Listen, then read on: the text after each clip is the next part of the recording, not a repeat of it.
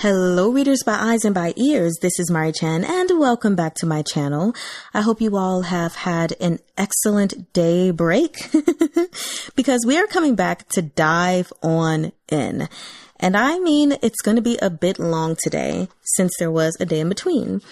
Just so you know, we are covering chapters 11 through, what am I doing? I just completely flopped my intro. Let's start over. Hello, everyone. No, that's not what I do. What the f is wrong with me? Hello, readers by eyes and by ears. This is Chen, and welcome back to my channel. Today we are continuing with the reading of Riverbay Road, Men's Dormitory by Fei Tian Xiang, also known as Arise Zhang, and we are on volume 1. I hope you all have been enjoying this series so far. I know from several comments that a lot of people were very skeptical because it's in modern times, and it just doesn't hit the same as ancient time Danmei series. Nevertheless, it's been very good thus far, in my opinion. So I hope you all have been enjoying it. Anyway, we are covering a lot of ground today since there was a daybreak in between. We're going through chapters 11 through 14 and a half, or 14.5, whichever way you want to say it. Regardless, this intro was just, I don't know. So let's just get into the story then. Okay, enjoy. Chapter 11. On Tuesday morning, Zhang Yuwen worked on the manuscript for his new novel, feeling a little depressed. His thoughts swirled, running wild one moment with his characters' relationships and predicaments before jumping in the next moment to the harsh blows of reality that life had dealt Yanne. The deputy editor's condescending critiques were tangled up in there too. His characters were too fake. The story lacked empathy. The whole thing was littered with grammatical errors and so on. What the hell have I been writing? Zhang Yuwen, unable to get himself into the right frame of mind for writing, grew more irritable the more he wrote. He resisted the urge to toss his computer out the window. Trash was right. Each time Zhang Yuwen looked over the masterpieces he had painstakingly written, he felt the truth of the deputy editor's verdict. The electricity he'd wasted creating trash would be humiliating enough on its own, but he'd also wasted paper printing his trash out. He considered revising the draft to add some delightful wisecracks, like putting eyeshadow on an ugly child to brighten him up. But if other people didn't like your child, was it because he didn't have eyeshadow? No, it was because he was ugly. In the end, he would open a new document, create new trash, submit it, get rejected, and return to square one. Rinse and repeat. New day. New trash. But he didn't want to go through the same steps today, so he shut down his computer and allowed himself to take a breather. Disheartened, Zhang Yuwen went downstairs to relax by making coffee and chatting with his subjects. The two night owls, Jung WAY-zuh and Chang Jinxing, were asleep in their rooms. Yanne was at work, and Xiao-chee, having recovered from her fever, was at the childcare center. Only Chahng was around at this time of day. Zhang Yuwen found him in the gym, panting heavily with lifting straps wrapped around his wrists. He wore shorts but no shirt, revealing the gorgeous contours of his shoulders and back. For a muscular man, he had a very sexy physique, with broad shoulders and a narrow waist instead of bulky muscles all over. His pecs were well defined, but not so defined that it made you think about breastfeeding. He was good-looking, too, with clearly defined facial features. A high nose bridge, large eyes, thick eyebrows, and a strong jawline. You name it, he had it. He was lying on the bench working out, offering a front row view of an absolute unit of a bulge. It was so impressive. It single-handedly shattered the myth that muscular men were overcompensating for something. His face was flushed as he strained to lift the barbell, making strange gasps, a sound common in gyms and widely known as power grunts. Zhang Yuwen's arrival made Chahng self-conscious about how he looked. With some effort, he put down the barbell and sat up straight. "What's up?" "Nothing," Zhang Yuwen replied from the side. He just wanted someone to talk to. Chahng assumed for a moment that Zhang Yuwen was there to remind him about the rent, but he sensed that Zhang Yuwen had something to say. This was the perfect opportunity to close the distance between them. Need help? Chahng undid the straps on his hands. I can help you work out. Cardio will make you feel better. Here, this is all yours. No. Just looking at the barbell made Zhang Yuwen tired. He thought about it, then added, I'll just run for a while. Zhang Yuwen changed his clothes, and it wasn't long before he broke out in a sweat. It soaked his white t-shirt, making it stick to his back and revealing the shape of his body underneath. As he got off the treadmill, he sensed Changhong's eyes on his back, so he glanced at him in the full-length mirror. Their eyes met. Instead of averting his gaze, Changhong smiled. Something on your mind? Yeah, Zhang Yuwen replied. Work stuff. Although Changhong couldn't picture what kind of stress might befall a proofreader whose job was just correcting typos and grammatical errors, he respected that every profession had its own difficulties.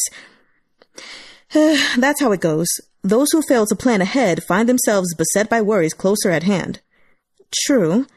Zhang Yuwen found it easy to talk to Changhong, maybe because the two of them were the oldest residents in the house and had more life experience under their belts.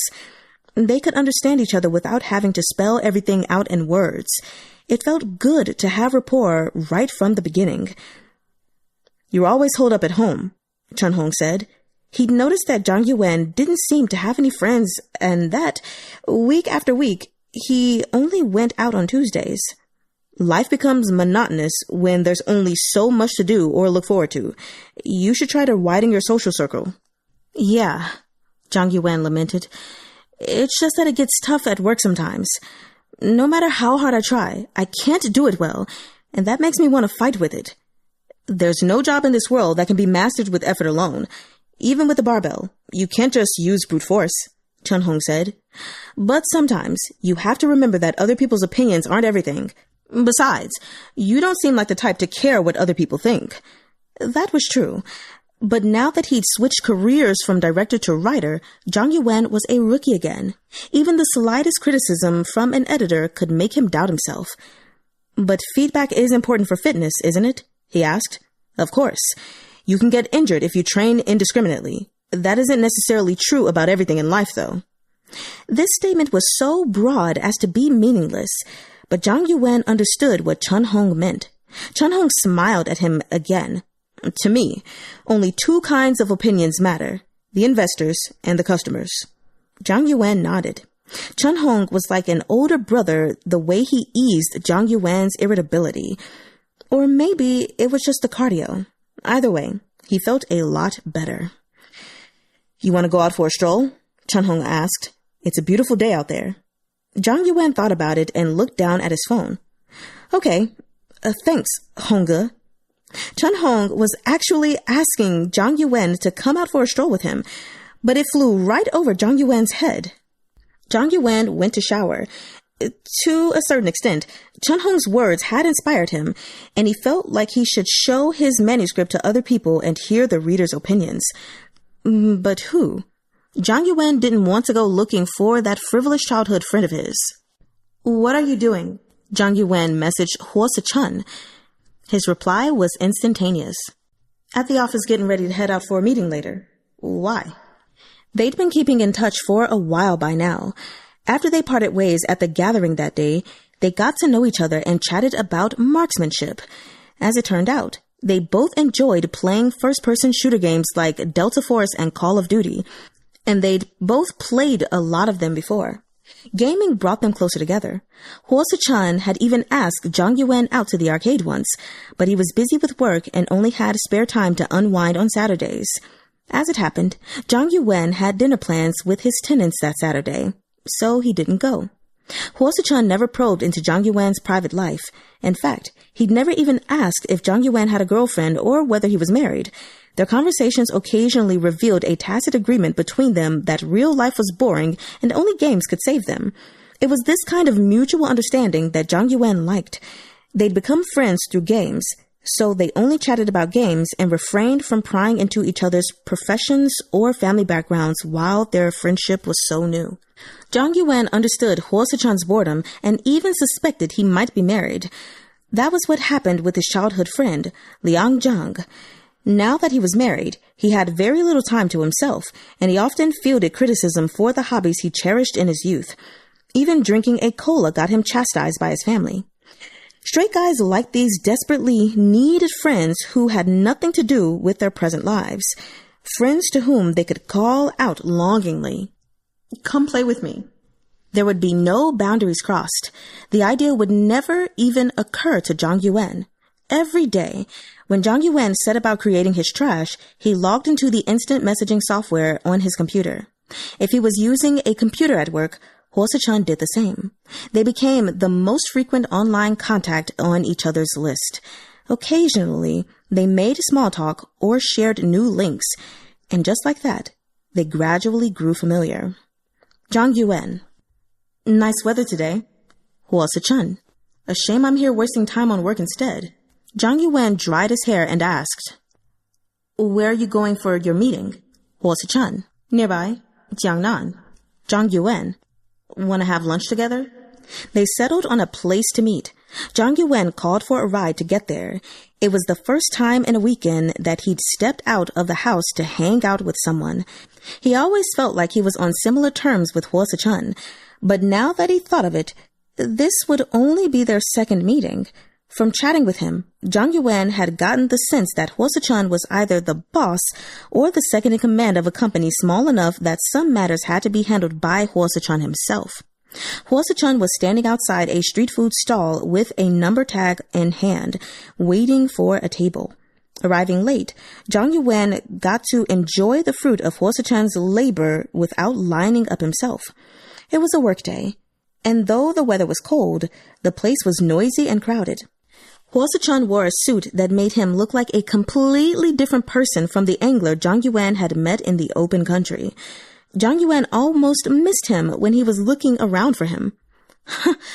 Wow, Zhang Yuwen smiled. Looking good. Seems like I made a poor first impression on you, Suh-chun said as Zhang Yuwen sized him up. This place might be noisy, but the food more than makes up for it. I know. I've been here before. Did you grow up in Jiangdong City? I did my graduate studies here, said Suh-chun. The school is just behind this place. Chonghan University of Finance and Economics. Yep. Suh-chun flashed him a handsome smile. Mature, neat, and gentlemanly. Suh-chun sure was easier on the eyes when he wore a suit. He had already ordered food by the time Zhang Yuwen arrived. All dishes Zhang Yuwen liked. Their tastes were so similar that for a moment, Zhang Yuwen felt as if he'd been set up on a blind date. Zhang Yuwen, for his part, looked more laid back in a casual suit. Are you done with work? He asked. It's all settled. Suh-chun was clearly in a good mood. Sales gave the wrong order and made a dumb mistake, so I had to apologize in person. What about you? What have you been busy with lately? I still don't know what you do. I'm a proofreader, Zhang Yuwen said. Sort of like a copy editor. I work for a publishing house, but I don't have to keep office hours. He felt a little guilty about the lie, but Suh-chun knew Chahng, and Zhang Yuwen didn't want to expose himself. Suh-chun nodded. There aren't as many people who enjoy reading as there used to be. Yeah. Zhang Yuwen found it a shame too. Electronic devices had eaten up so much of people's reading time. Books still had their uses, though. Are you doing novels or other types of books? Suh-chun asked. Everything. I proofread whatever's handed to me, but I'm also learning to write. I hope I can publish my own book one day. A novel? Yeah. Embarrassed, Zhang Yuwen wondered if Suh-chun would ask him for specifics and force him to share his mediocre work. Luckily, Suh-chun was tactful enough not to pry, which made Zhang Yuwen feel like he was back on steadier ground. I like reading novels, said Suh-chun. When I was in elementary school, I skipped class to read the complete collection of Jin Yong's novels at the rental bookstore. Zhang Yuwen laughed, which made Suh-chun look a little bit sheepish. Is my taste too basic? No, Zhang Yuwen said. I love Jin Yong too. Footnote number 1, Jin Yong is one of the most famous authors of wuxia fiction, known for titles like The Legend of the Condor Heroes. They started chatting about wuxia novels, and Zhang Yuwen was elated to learn that he and Suh-chun had another shared interest to discuss besides gaming. As they spoke, the topic gradually shifted to Zhang Yuwen's writing, and by that point, he no longer felt as awkward. This time, he opened up about his frustrations. It's already a feat that you can write a story at all, Suh-chun said seriously. I'd be at my wit's end if you told me to make up one myself. I couldn't write an 100-word for love or money, much less sit in front of the computer and write 3,000 words a day until I finished a novel. That's impossible for me, no matter how much I read. Maybe, Zhang Yuwen said, but I think it all boils down to skill. I wouldn't know where to start if you told me to manage a company. Everyone thinks writing is difficult, but to some people, it's just a way to make a living. As a director, Zhang Yuwen occasionally had to write or revise scripts, so he knew this well. The dishes were served, and Zhang Yuwen talked a little about his novel. The more he spoke, the more embarrassed he became, but Suh-chun listened attentively the entire time. Zhang Yuwen was starting to think it might not have been a good idea to confide all this in Suh-chun. The way I put it makes it sound dull. Suh-chun considered this. It'll be a lot more vivid on paper. I think your story is fascinating. Zhang Yuwen perked up. Really? Show it to me when you're done. Sure thing. Zhang Yuwen didn't know if he could push on to the finishing line, but Suh-chun's encouragement and anticipation might just have been the motivation he needed. Suh-chun didn't share his opinions on the story beyond asking about what happened. Zhang Yuwen had to think back on the plot, and inspiration struck him as he spoke about it. But he'd bore Suh-chun to death if he made him spend a whole afternoon listening to a story, wouldn't he? Zhang Yuwen made to pay for the meal out of habit, but Suh-chun had already settled the bill. Should I drive you home? Suh-chun asked. You must be busy in the afternoon. I have got to get back to work too. Thanks, Zhang Yuwen said. Want to hang out on the weekend? Sure. Let's decide on the place later. Finding a parking spot in a busy downtown area was difficult, and Suh-chun had parked his car a distance away. They walked through a park, passing a group of high school students. The winter sunlight shone brightly, making them feel warm and cozy. Where do you live? Suh-chun asked. Number 7 Riverbay Road. Riverbay Road?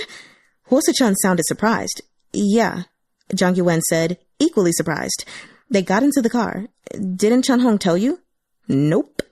His surprise blooming into astonishment, Suh-chun asked, You own a house there? Zhang Yuwen smiled. Suh-chun must not have asked Chahng about the arrangement. I'm only looking after it for a friend. Chahng is his tenant, he explained. Suh-chun nodded his understanding. Some houses and cars are completely out of your reach if you weren't born into them. Doesn't matter how hard you work. Perhaps. Zhang Yuwen didn't quite know how to react. Do you see Chahng often? We used to meet up once a week. Suh-chun, with his excellent driving skills, steered the wheel with one hand, occasionally glancing at Zhang Yuwen in the passenger seat. But I've been lazy lately. It's been a month since we last met. Suh-chun drove a Mercedes-Benz, itself a luxury vehicle, but Zhang Yuwen had never been interested in cars. As long as he had a ride, he was happy with anything. Suh-chun dropped him off, and they cheerfully said their goodbyes. Then, Suh-chun left. He didn't seem overly curious about the mansion on Riverbay Road. Out on a date? Chang Jinxing asked. He'd woken up and was waiting for his food. Jung Weize was cooking a pot of instant noodles with 2 eggs. Nope, Zhang Yuwen said. I was with the guy from the outdoor laser tag game, Suh-chun. I think he might be gay, Chang Jinxing said. Maybe he's interested in you. Nah, just a casual chat. And besides, even if he's gay, it's not like we can't be friends. Zhang Yuwen cheekily sized Chang Jinxing and Zheng Weize up, ready to fight fire with fire. Sensibly, the two of them kept their mouths shut to avoid being teased. Zhang Yuwen turned on his computer, ready for another round of trash farming, but his thoughts inevitably drifted to Suh-chun. Their meeting had indeed felt like a blind date, or even just a regular date. But Suh-chun was a little taller than Zhang Yuwen, and his interests and hobbies seemed more like those of a straight man. Even if he were gay, he'd probably be a top. Zhang Yuwen didn't hate the idea of switching roles between top and bottom, but he wasn't ready to try it just because. Meeting Suh-chun for lunch made him want to fall in love, though. It took him longer than usual to fall asleep that night, maybe because it was winter, and humans were social animals who craved closeness and warmth from each other. Chapter 12. The rent was currently Jung Weize's most pressing concern.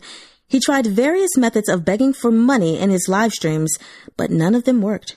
The settlement date next month was fast approaching, the day on which the platform would disperse the proceeds of his live streaming earnings, minus service fees. As of today, the combined earnings for both his accounts were a measly 205.73 yuan. This number seemed to mock Jung Weize for overestimating himself, and it was a harsh indictment on his looks. He'd been eating nothing but instant noodles for half a month. Well, almost nothing. There was the one time he got to feast on Chang Jinxing's gourmet cooking. Jung Weize considered borrowing some money from his roommates, but Yuwen had a baby to care for and seemed to be hard up, and Jung Weize couldn't bring himself to ask Chang Jinxing. After all, he wanted to woo the guy, so he had to keep up appearances. Borrowing money from Zhang Yuwen to pay the rent was pointless, so he set his sights on Chahng, until he accidentally discovered that his fitness trainer roommate was also living on instant noodles. Disheartened, he went back to live streaming. Jung Weize alternated between 2 accounts every night, one male and one female. The female account sold skincare products. When he was logged in as the female streamer, he wore a wig and used a voice changer. The intention was initially to promote products to other women through his streams, but gradually, straight men who thought with their dicks came to outnumber his female viewers. In the end, he was forced to resign himself to it, and he switched tactics to humoring them for tips. He couldn't get into the role, though, and he struggled to act cute. Playing a different gender went against his nature, making him feel restricted and ill at ease. Sometimes he even slipped back into masculine speech and mannerisms. The other account, a gay university student whose client base was gay men and fujoshis, was much easier. He felt more at ease being a guy. At night, he opened some books and read them bedtime stories, developing the persona of a gentle student and hoping his target audience would tip him generously for lulling them to sleep. However, a gay without a boyfriend was like an overboiled chicken breast, healthy looking but dry and tasteless. Not even fujoshis, who could even ship a pair of transformers, showed any interest in him. There were only a few dozen viewers watching his live stream, and at least half of them were views from the platform. Worse, Jung Weize couldn't focus during his live stream because he kept straining for any sound of Chang Jinxing's return. He was also a bit distracted. Sometimes he thought he could bring in the money faster if he acted cute and asked for gifts. So he swapped to his female account, put on his wig, and hustled to keep the money coming. At other times, though, he worried he would miss out on a match made in heaven with a tall, rich, handsome gay man, so he switched back to his male account and waited for his destined one to fall into his lap. The constant switching between accounts made it even more likely that he'd slip up. And finally, the day came when he forgot to turn on the voice changer as he swapped over to the female account, scaring away his remaining horn dog viewers. He spent that night in utter despair. Jung Weize sighed. Hang in there, he told himself. Perseverance is crucial in everything you do, including live streaming. But perseverance was easier said than done. The only thing he'd consistently done all these years was charge his phone every day. Moreover, while some types of perseverance were commendable, others ought to be scorned. It was tricky to know which kind you were dealing with until the final moment of triumph. Should he find someone to fake date? If he did that, no one would ever try to woo him through his live streams. Jung Weize still held out hope that his ideal partner would check out his live stream, feel moved by his intellect and gentleness, and ask him out. Today, he was eating instant noodles in the living room, reflecting on his career. Instant noodles again? Asked Chang Jinxing, who was back early. He had a camera around his neck, having just returned from an outdoor shoot. A group of girls dressed in period costumes had rented a ride and hired him for a photo shoot in the early winter ginkgo grove. These girls had met through an interest group and were close friends online, but in real life, they vied and schemed against each other. In addition to putting up with their bizarre demands, Chang Jinxing also had to navigate their overt and covert warfare. His good looks were useless in times like this. Everyone was too busy with their imperial palace strife to pay attention to him. After playing the eunuch for a whole day, Chang Jinxing was exhausted, physically and mentally. "I'll cook an egg for you," he offered. "I'm almost done eating," said Weize. "Don't bother." Chang Jinxing sat down at the table. "You can't keep eating like this." "I don't know how to cook," Weize said with a smile. "And I don't want to cause Auntie Liu any trouble by using the kitchen." With a hint of a smile playing on the corner of his lips, Chang Jinxing looked down at the photos he'd taken today on his camera. "So handsome," Weize thought. From this angle, Chang Jinxing's side profile was even more attractive. He had a high nose bridge, great skin, and soft lips. His clothes fit him perfectly, too, making him look neat and trendy. Weize's reliance on Chang Jinxing was genuine, but he didn't dare to make it obvious. Chang Jinxing would always flirt with him, but just as Weize was about to take him seriously and the others were about to make fun of them, Chang Jinxing would go back to his usual self. Their relationship oscillated between friends and something more, like a swing that couldn't stop but was bound by the pull of gravity, preventing Weize from flying high into the sky. Chang Jinxing looked up at Weize and smiled. "Are you still live streaming these days?" Weize had told him about the live streams before. "Yeah, just for fun. I don't have that many fans. Everyone's like a friend. We just chat." "What have you been streaming lately?" "Nothing much, just casual chats. You want to join?" He was just asking for the sake of asking, and in truth, he expected Chang Jinxing to decline. To his surprise, Chang Jinxing asked, "Now?" Surprised but flattered, Weize said, "I'll call for you in a bit." "What time? I might have to go out later." "Now is fine. I'll go get ready." Chang Jinxing was overwhelmed. It was only once he gave up on living off others that he realized just how hard it was to make money. Spending the whole day as a eunuch had only netted him 300 yuan, and once he deducted food expenses, he was left with 130 yuan. To pay the 4,000 yuan rent, he would have to play a eunuch for 30 days. He'd be a eunuch for the rest of his life. It was miserable. He thought about finding other alternatives. Who knew? Maybe live streaming could help to supplement his income. "Wait a moment," Weize told him. He tidied up his room, hiding the wigs and bras in his closet, then prepared 2 seats and turned on the ring light. Chang Jinxing entered uninvited. Weize often went to Chang Jinxing's room to chat, but this was the first time Chang Jinxing had set foot in his room. "You shouldn't put the light here." Chang Jinxing took the light and changed its direction. "Oh, okay." "You can show the window in the back." Chang Jinxing pulled the curtains open. "The afternoon light is good." "I usually stream at night," Weize explained. "I see. Do I need to put on makeup?" "Nah, there are filters. And besides, you're already gorgeous." "Hi, everyone. I'm Xiao-tu. Welcome to my live stream, Xiao-tu's reading room." "Is it starting?" Chang Jinxing leaned in out of curiosity. "Yeah," Weize said. "No one's here. You see, at this time of..."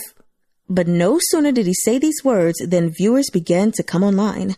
Whenever Weize started a live stream, the software notified his followers. Today, he was streaming at a different time than usual, in the afternoon instead of late at night. That piqued his regulars' curiosity, and so they logged on to see what was happening. "Say hi to everyone," Weize told Chang Jinxing. Chang Jinxing glanced at the phone. While he was not exactly thrilled with his appearance today, he sucked it up and waved his hand. "Hi, I'm Star." A barrage of comments flooded the screen. "Oh, so handsome," someone even asked. "Xiao-tu, finally saying goodbye to singlehood?" Weize watched the viewer count rise, hitting 80% of his usual late-night audience, and he marveled at the power of good looks. Attractive guys just seemed to fire people up with the urge to communicate. His fans, who were usually like zombies, dropped all reserve and dignity the moment they saw Chang Jinxing typing furiously at the screen. They spammed him with questions about who he was, what his job was, and whether he was Xiao Tu's boyfriend. Handsome. How are you so gorgeous? Oh, thanks for the rose. Chang Jinxing started reading the chat screen aloud, thinking that was how live streaming worked, and thanked them for the gifts. What did you eat growing up to turn out like that? What's your relationship? Are you straight? Is your real name Star? There are stars in your eyes. Thank you, CUV 3494, for the rose. Jung Weize was speechless as he sat to the side, caught in a complex emotional miasma. Chang Jinxing freed a hand and wrapped it around Jung Weize, and the chat erupted into squeals of, OMG! What is this flirting? I cannot! What should we stream? Chang Jinxing asked Jung Weize in all seriousness. What do you want to stream? Jung Weize returned with a grin. Chang Jinxing flashed him a radiant smile. I don't know either. Apparently, having gotten word of what was happening, a bunch of gays popped into the chat like a sightseeing tour group. Jung Weize recognized one of the nicknames of an old regular of his stream. The others were users who occasionally came to show support. You hoes! Jung Weize screamed internally. Hoes! Stop flirting with my star! Chang Jinxing continued reading questions. Are you a top or a bottom? Take a guess. You must be a bottom. He laughed. Baby, you guessed wrong. I'll get you a glass of water, Jung Weize said. Not even 15 minutes into the live stream, Chang Jinxing had already received a ton of gifts. Jung Weize's fans, usually as miserly as Grandit, sent Chang Jinxing lots of roses because of his looks. One even gifted him a virtual sports car. Footnote number 2 for Grandit. This is one of the main characters of Honoré de Balzac's La Comédie Humaine.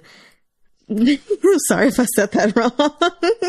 Felix Grandit is an ungenerous penny pincher.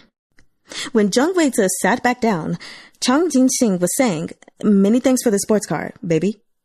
Which made the actual host of the stream so furious his face almost concocted in anger. Chang Jinxing didn't respond to the comments about their relationship.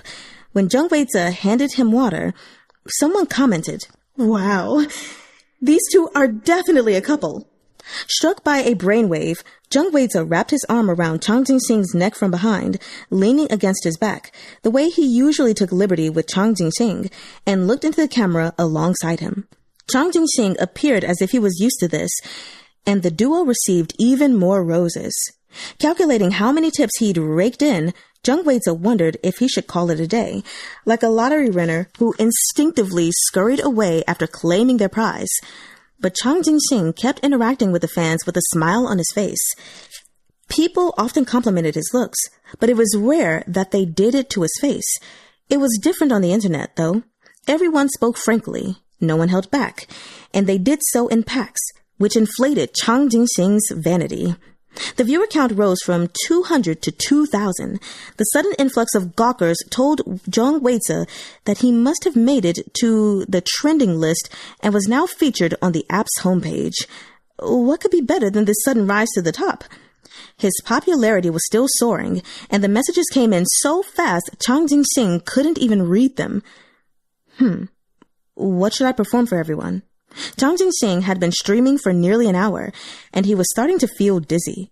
Live streaming was a job that required not only good looks, but also stamina. Many streamers became exhausted after focusing for a while and started babbling nonsense. Jung Weize quickly herded him offline. They said goodbye to their fans and reluctantly ended the stream without even answering the question about their relationship. That was fun. Chang Jinxing grinned. He was a little tired and, with this having been his first live stream, nervous too. Once the camera was off, he reclined on the bed to relax. Jung Weize lay down beside him, and Chang Jinxing freed an arm from Jung Weize to use a pillow. The live stream was so lively today, Jung Weize exclaimed, in part out of envy and in part out of jealousy. The viewership was over 6,000 when it ended. Really? Chang Weize felt a little pleased with himself, but he said, That's only because you're so popular. Zhang Weize didn't deny it. Chang Jinxing didn't know that Zhang Weize's viewership was closer to 2 digits without him. But after today, he had a strong sense that live streaming basically just involved meaningless babbling. "I have to go out now," said Chang Jinxing. He said nothing about splitting the tips from the gifts they received. To him, the whole endeavor had just been about hanging out with Zhang Weize.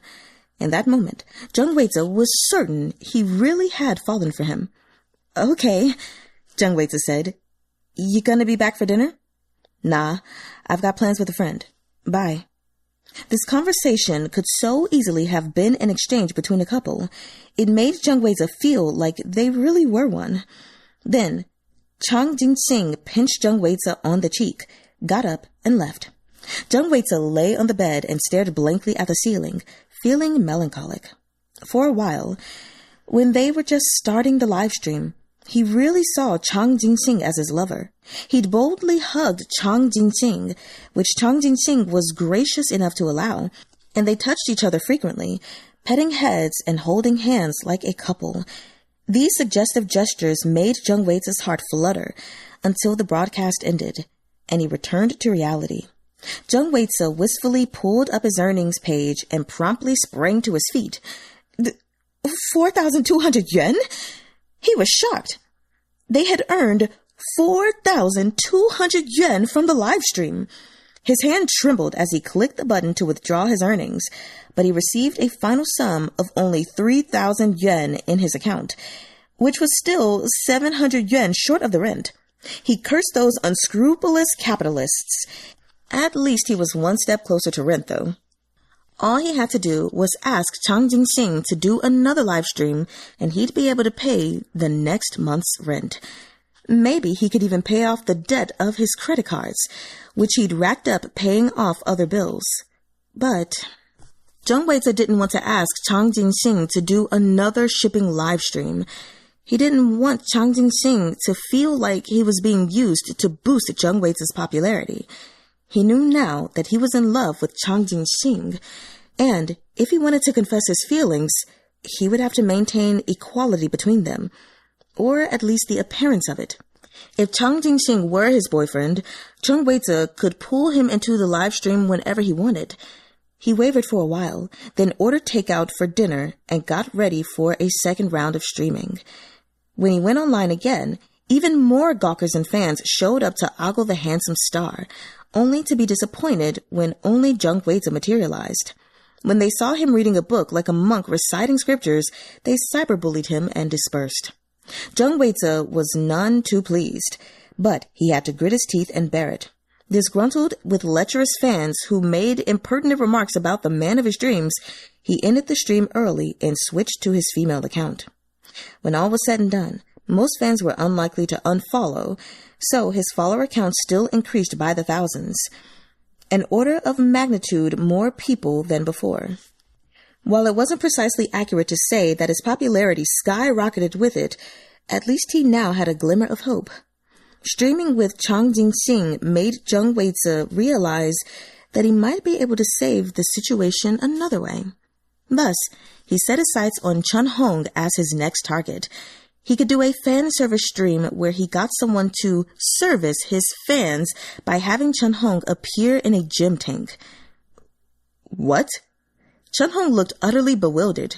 He was pumping iron in the home gym. These days, he rarely went out other than to give lessons to a few members, supplementing his income with the meager hourly rates. At home, he read, worked out, and reflected upon himself, lest others accuse him of being all brawn and no brains. After all, he had to keep active mentally as well as physically. Zhang Weize sat down beside him. Have you ever heard of Sohee Lee? Chahng gestured for him to say no more.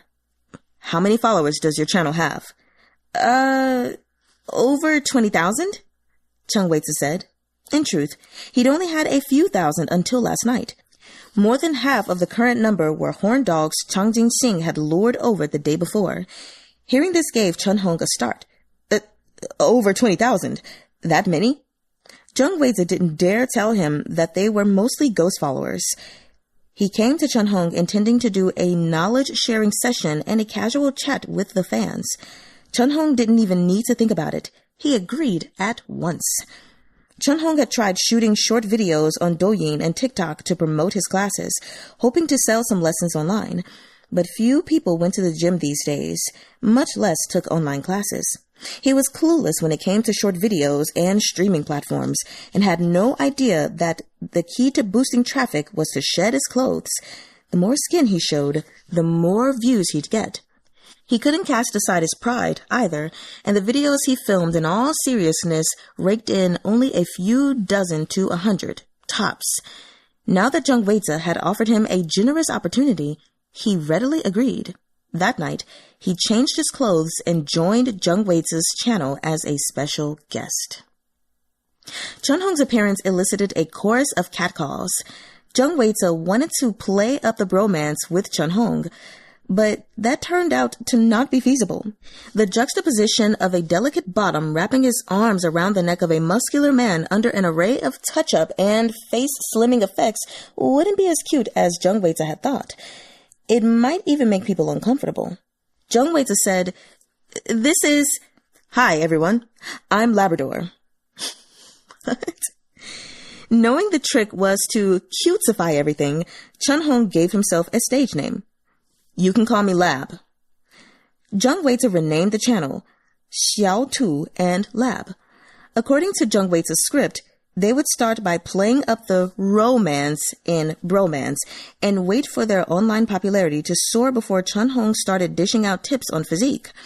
But the Fujoshis didn't buy it. Most of them weren't interested in muscular men, preferring pretty boys like Chang Jinxing, so they fled the stream, leaving behind a smattering of pervs to chat with him. The viewer count plummeted, but right as Jung Weize began to worry, the gay army arrived to liven up the stream. The language they used was a lot blunter and more explicit. At the viewer's request, Chun-hong generously removed his gym tank top and showed off his chiseled physique. Jung Weize felt Chun-hong up on his fans' behalf, touching his chest one moment and pinching the back of his shoulder the next. Suddenly, Jung Weize understood the appeal of a compact muscle man. Not compact as in the size of Chun-hong's frame, but the way he sculpted his body into a more moderate figure with low body fat so it didn't appear overly bulky. Jung Weize started to think that Chun-hong wasn't all that bad, after all. Although his looks couldn't compare to Jung Weize's star, his years of self-discipline had left him with an enviable complexion and a body that looked slim when clothed and muscular when naked. "Guga, how do you usually take care of your hole?" Chun-hong read. What?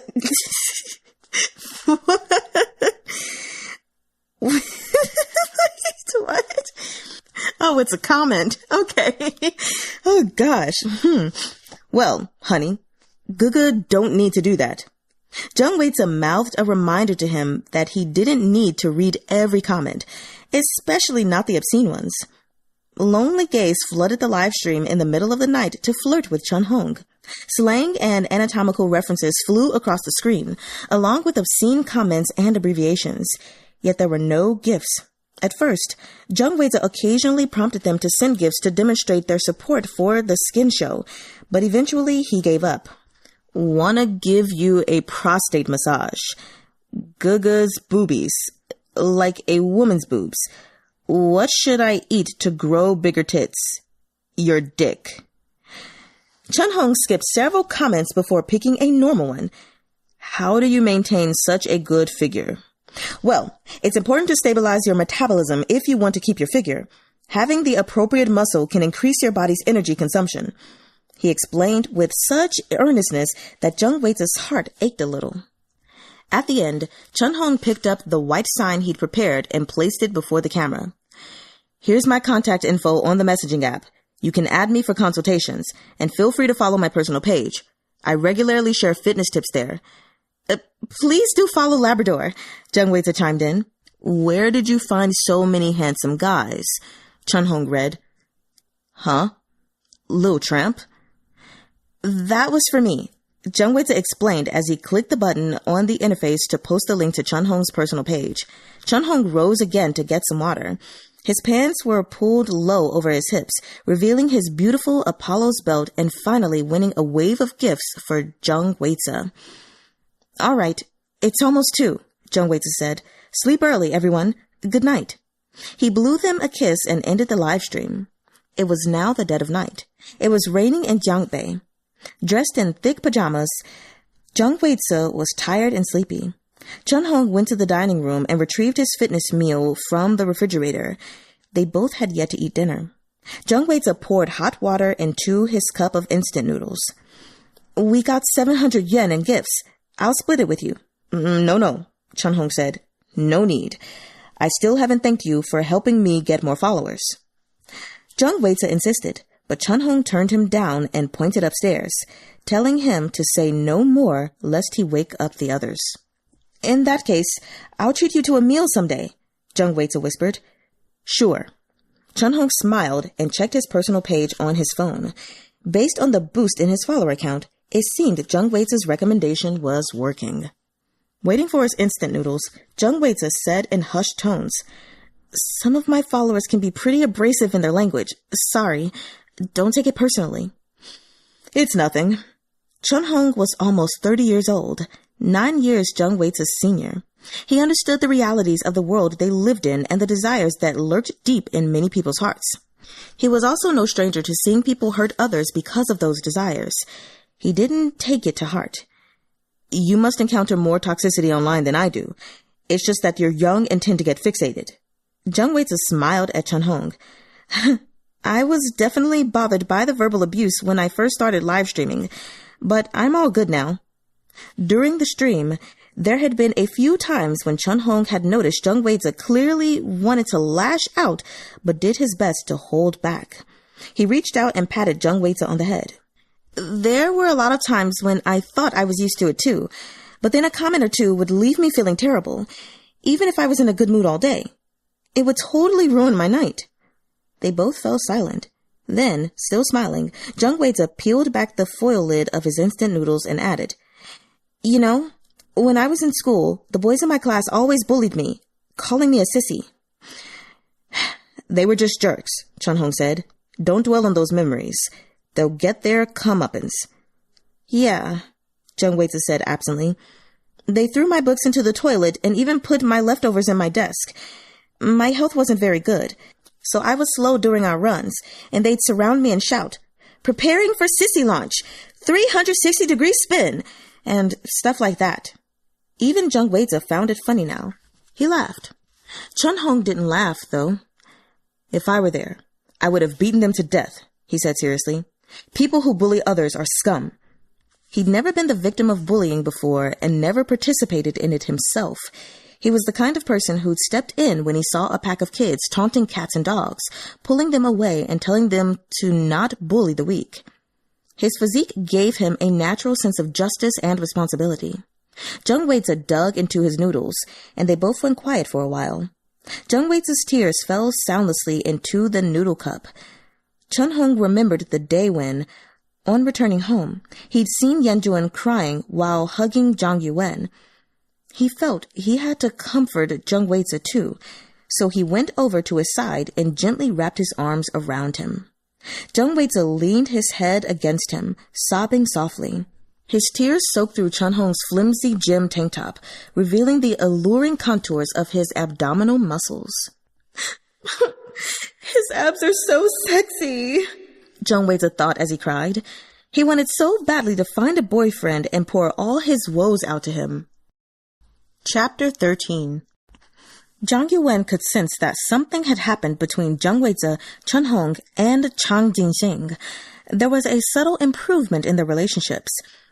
A few times, he'd seen Chang Jinxing and Chahng sitting at the dining table chatting when Zhang Weize came out of his room and hugged Chang Jinxing and then Chahng from behind. Neither of them protested. They behaved like it was normal. This made him a little curious, and he thought he should warn Zhang Weize not to get too emotionally invested in Chang Jinxing in case he got himself hurt. Judging by Chang Jinxing's daily routine of going out at night and returning at dawn, he was obviously not a reliable guy. Chahng was probably a better option, but who could say? Maybe Zhang Weize could tame a playboy. Zhang Yuwen thought it better not to be nosy. His own love life was still up in the air, after all. Yuwen got off work a little earlier now.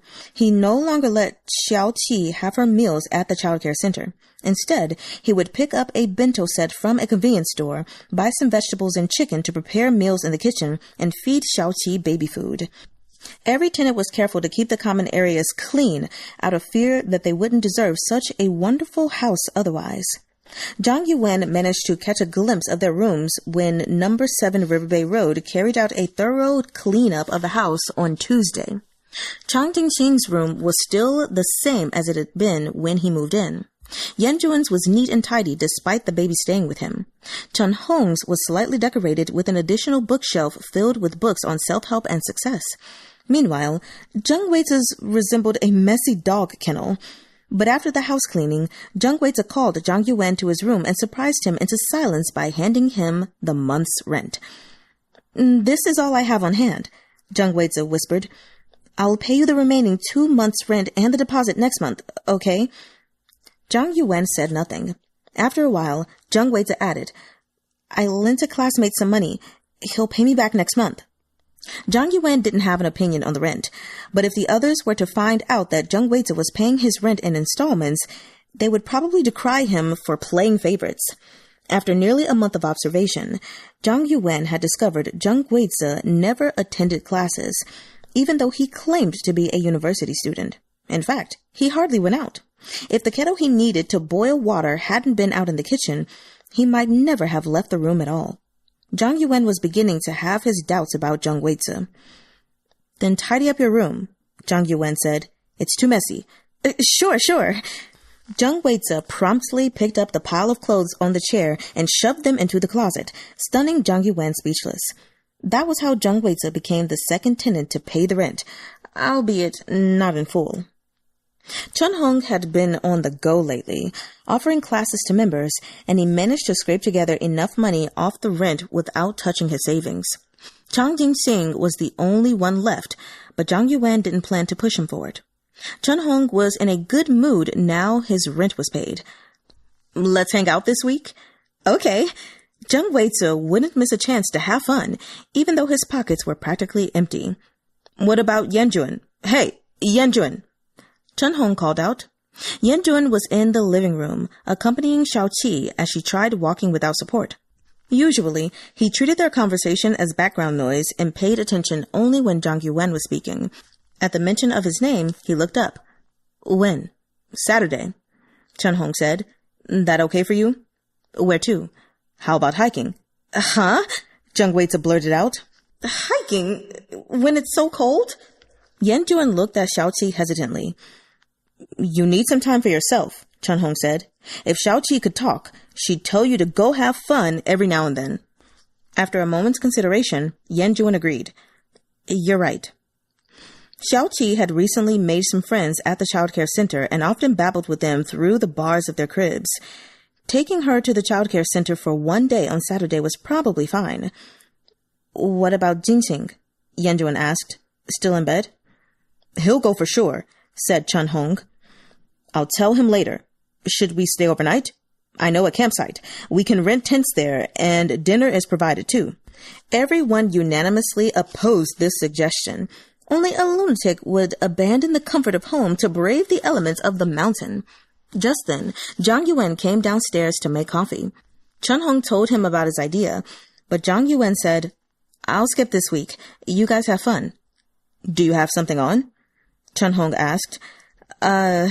I'm meeting Suh-chun, the stray guy who treated us to fish last time." Everyone looked astonished. "You've been keeping in contact with him?" asked Yanjuan. "Are you sure he's straight?" "Yeah," Zhang Yuwen replied. He felt an inexplicable twinge of guilt at Yanjuan's questions, as if he were two-timing him. "Yeah, you are." "No, I'm kidding." "I'm pretty sure he's straight. Ask Honga if you don't believe me." "I don't know for sure," said Chunhong, "but I feel like he's straight because his taste in girls is like a straight guy's. He mentioned once that Saturday is his personal time for de-stressing." "Oh." Zhang Yuwen figured Chahng might have sounded him out at some time. If Chahng said so, then it was probably true. We don't talk much, though, Chahng reminded him. He hasn't reached out to me in a long time. Tell him to come and use up his remaining sessions. Even after they got to know each other, Zhang Yuwen and Suh-chun's conversations still revolved around their common topics. They never asked each other about their private lives. Actually, I think he's handsome, and he has a good temperament. Having just arrived, Chang Jinxing cut into their conversation, startling them. There's nothing between us beyond friendship, Zhang Yuwen explained hurriedly, noticing his roommate's odd expressions. Straight or not, I have no feelings for him. We just hit it off talking about reading and gaming. We're going to hang out on the weekend. We haven't decided where to go, but we'll probably go to the arcade to play some shooting games. Where? Chang Jinxing exclaimed. I'll come too. The allure of the arcade had much more appeal than hiking. Even Yuwen was a little tempted. Weize wasn't a fan of video games, but he could play the claw machines. Losing face as his hiking plan began to crumble, Chahng cut in with an objection. No, we should exercise. Forget the arcade. Then he identified his perfect breakthrough point, Zhang Yuwen. Win Zhang Yuwen over, and the rest would naturally follow. Ask Chen along too. But he's straight, Zhang Yuwen said. Wouldn't it be awkward for him to join us? With the straight guy tagging along, the group of gays would have to be careful when they joked among themselves. They also couldn't openly discuss which guys they thought were handsome or stylish. I'm in, Chang Jinxing said. I like straight guys. They're very cute. Hey! Zhang Yuwen's warning bells started ringing. He rounded on Chang Jinxing. Don't try to turn him gay. Chang Jinxing took this as a compliment. You guys decide then, he said, and left, whistling, to take a shower. Shall I invite him? Chahng asked. I'll do it. Zhang Yuwen sent Suh-chun a message. The reply was fast. Fine with me. I'll go if you are. That was how they dragged Suh-chun, who had just wanted to play games, along on their hiking trip. It was a bright and sunny Saturday. The weather report forecasted rain, but looking at the clear, cloudless sky, nobody was very worried. Carrying their own backpacks with snacks and bottled water, they walked across the bridge to the visitors' bus stop half a mile away to meet up with Suh-chun. It was true. Riverbay Road was a prime location with convenient access to everywhere. We should get matching team uniforms, Yuwen commented. We can buy them online and wear them when we go out together. Huh, good idea, Chahng said. He used to organize hiking trips for club members to socialize and foster ties. The same idea was behind this suggestion for his roommates. They all had woken up very early today, however, and except for a spirited Zhang Yuwen, who was an early riser, the others at the back, Chang Jinxing and Weize, were still groggy with sleep. Chang Jinxing, carrying his DSLR camera with him, downed a large flask of coffee. Weize had deliberately chosen a casual outfit similar in style and color to Chang Jinxing's, so they looked a bit like a couple. Chahng and Yuwen were in sportswear, and Zhang Yuwen wore a jacket and an utilitarian ensemble that made his legs look longer. What time did you arrange to meet him? Chahng asked. He should be here, I think. Zhang Yuwen looked toward the bus stop and waved. Suh-chun was dressed in utilitarian fashion too, complete with a simple belt bag slung across his shoulder. He had his hands in his pockets, looking suave and handsome. Zhang Yuwen wore beige, while Zhang Yuwen was in dark green. Surprised, everyone threw Zhang Yuwen impish looks, puzzling the still oblivious Zhang Yuwen. Good morning, Suh-chun said. The group exchanged greetings. Good morning. Zhang Yuwen had expected to find Suh-chun decked out in full off-road gear, not wearing something so simple. You didn't even bring a bag? Isn't this a bag? Suh-chun asked. There's tissues and a thermos inside. That's enough. I'm not going to share my snacks with you, Zhang Yuwen warned him. If you didn't bring any with you, you must be planning to mooch mine. Suh-chun laughed. You saw through me. The bus came and everyone boarded. Having an additional companion turned out to be a good idea. They were in pairs now, and no one would be left alone or need to sit in someone's lap. Jung Weize and Chang Jinxing leaned against each other and dozed off, and Chahng and Yan sat together. Zhang Yuwen, of course, shared a seat with Suh-chun. Apart from Chahng, Suh-chun was unfamiliar with the rest of the group and couldn't even remember their names. He asked Zhang Yuwen to refresh his memory in hushed tones. The gays had shown no interest in him at all after they swapped contacts at their last meeting, with only Zhang Yuwen reaching out to chat from time to time. Zhang Yuwen was basically Suh-chun's only friend in the group. Chahng wants me to remind you to use up your remaining training sessions, Zhang Yuwen told him. I don't feel like it, Suh-chun said. His training sessions are exhausting, and I'm lazy. I just want to have fun. Zhang Yuwen laughed, not expecting Suh-chun to be so frank. But you have a good physique. I was born with it. Suh-chun raised an eyebrow. I love to eat junk food. I can tell. Zhang Yuwen knew Suh-chun bought a large cup of cola on his way to work every day and drank it at his desk. Carbonated drinks were strictly forbidden in Zhang Yuwen's family because they led to calcium loss and weight gain. The bus arrived at Elephant Gorge, one of the most famous peaks on the outskirts of Jiangdong City. At an elevation level of more than 3,000 feet, it had cable cars to transport visitors up and down the mountain. The scenery was picturesque, with the Liujin River flowing through the gorge and the peaks extending north and south. A naturally formed ridge resembling an arched spine connected the south and north peaks, evoking the image of an elephant's trunk spanning across the river, hence the name. Elephant Gorge had cherry blossoms in full bloom in spring, provided a cool refuge from the sweltering heat in summer, and offered a display of maple foliage in autumn.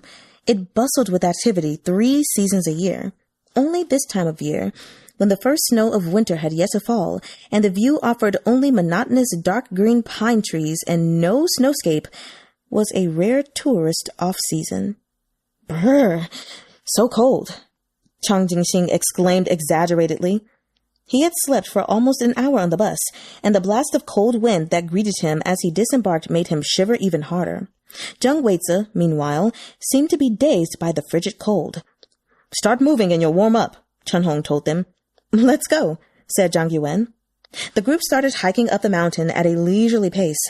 Their plan was to climb the mountain on foot, then take the cable car down. Zhang Yuwen walked alongside Suh-chun.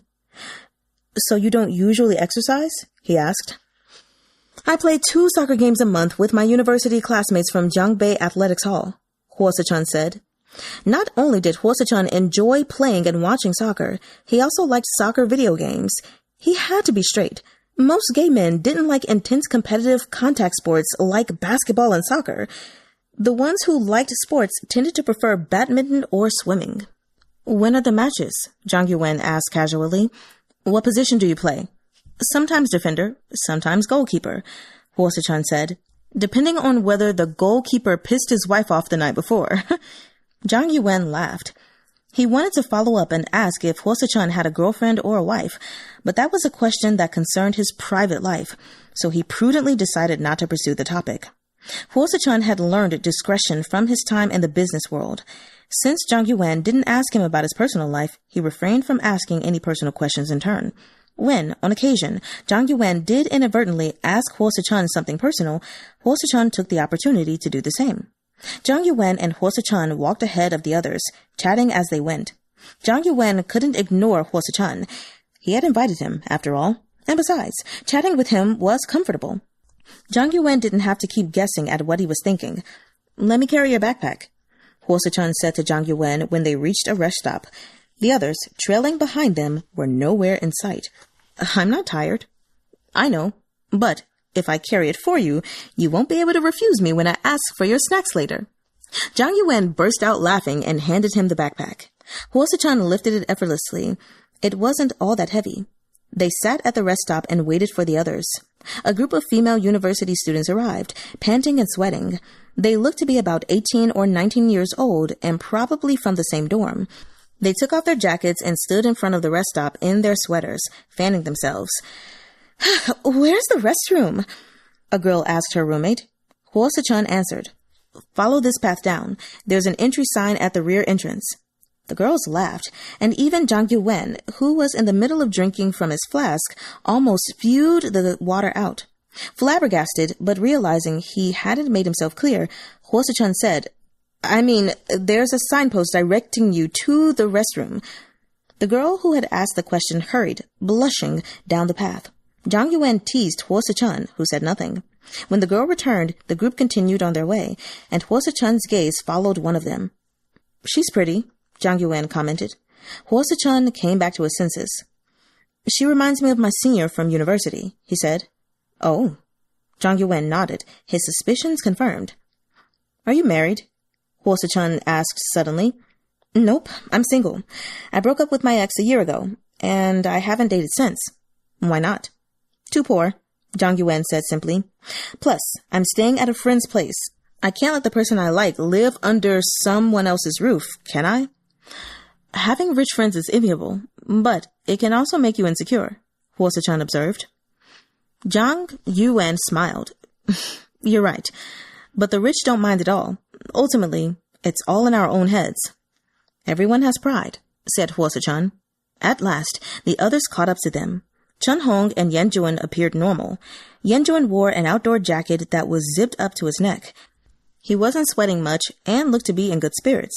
Chun-hong had taken off his own jacket and tied it around his waist, exposing his t-shirt that revealed the muscular lines of his shoulders and back. Predictably, Weize was by far the most tired of the lot.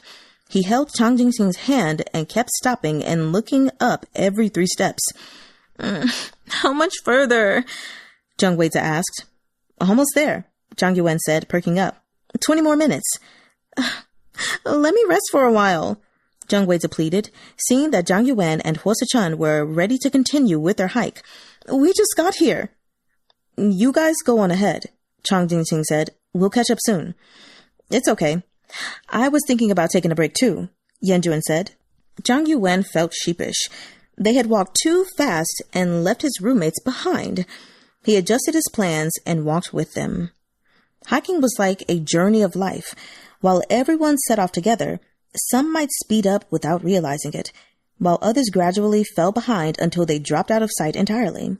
They met new people along the way, walked a distance together, and parted ways again soon after. But this path was really, really long.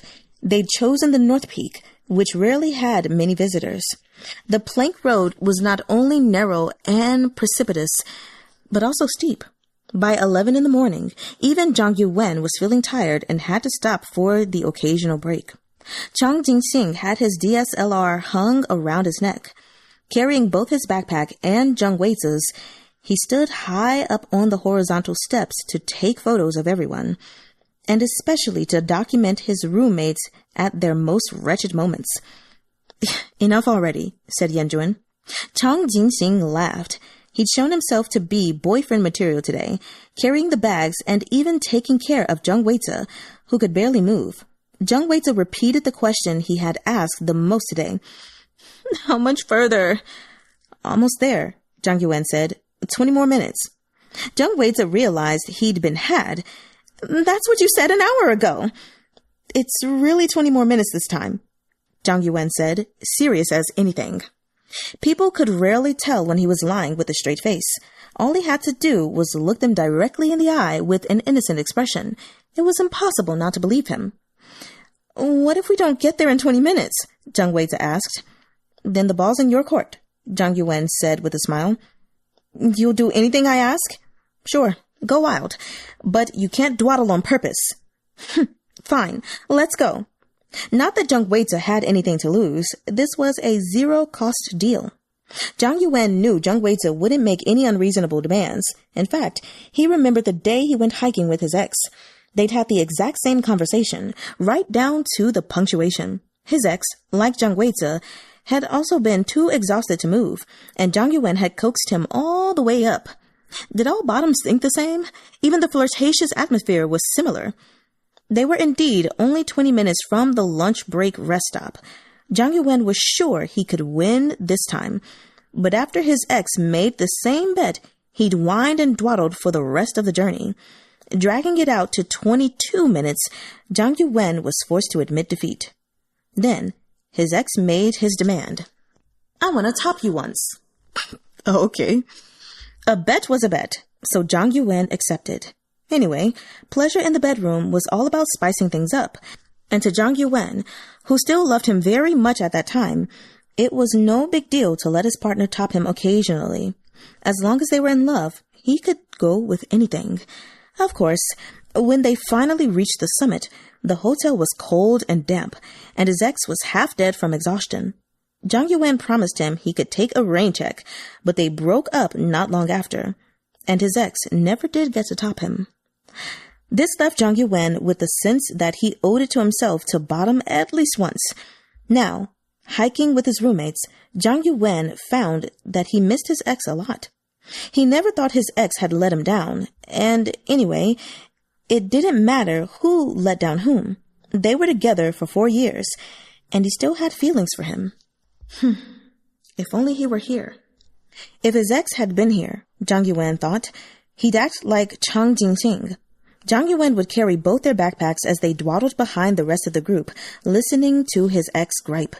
Indeed, having backpacks to carry and someone to boss you around was its own kind of happiness. Suh-chun's voice dragged him back into reality. "Zhang Yuwen, you're going to lose. How do you feel about that?" Zhang Yuwen was speechless. They'd arrived at the waterfall to find a sign on the trail leading up the mountain. "Road ahead under maintenance. Please take a detour." Approximately 35-minute walk to the lunch break rest stop. Chapter 14. 12:10 p.m. Elephant Gorge Rest Stop. Visitors Reception Center. Cafeteria. "Let's come up with something for Yuwen to do," Yuwen said teasingly as he took his seat. Bracing himself, Zhang Yuwen got up. "I'll go buy some food for everyone."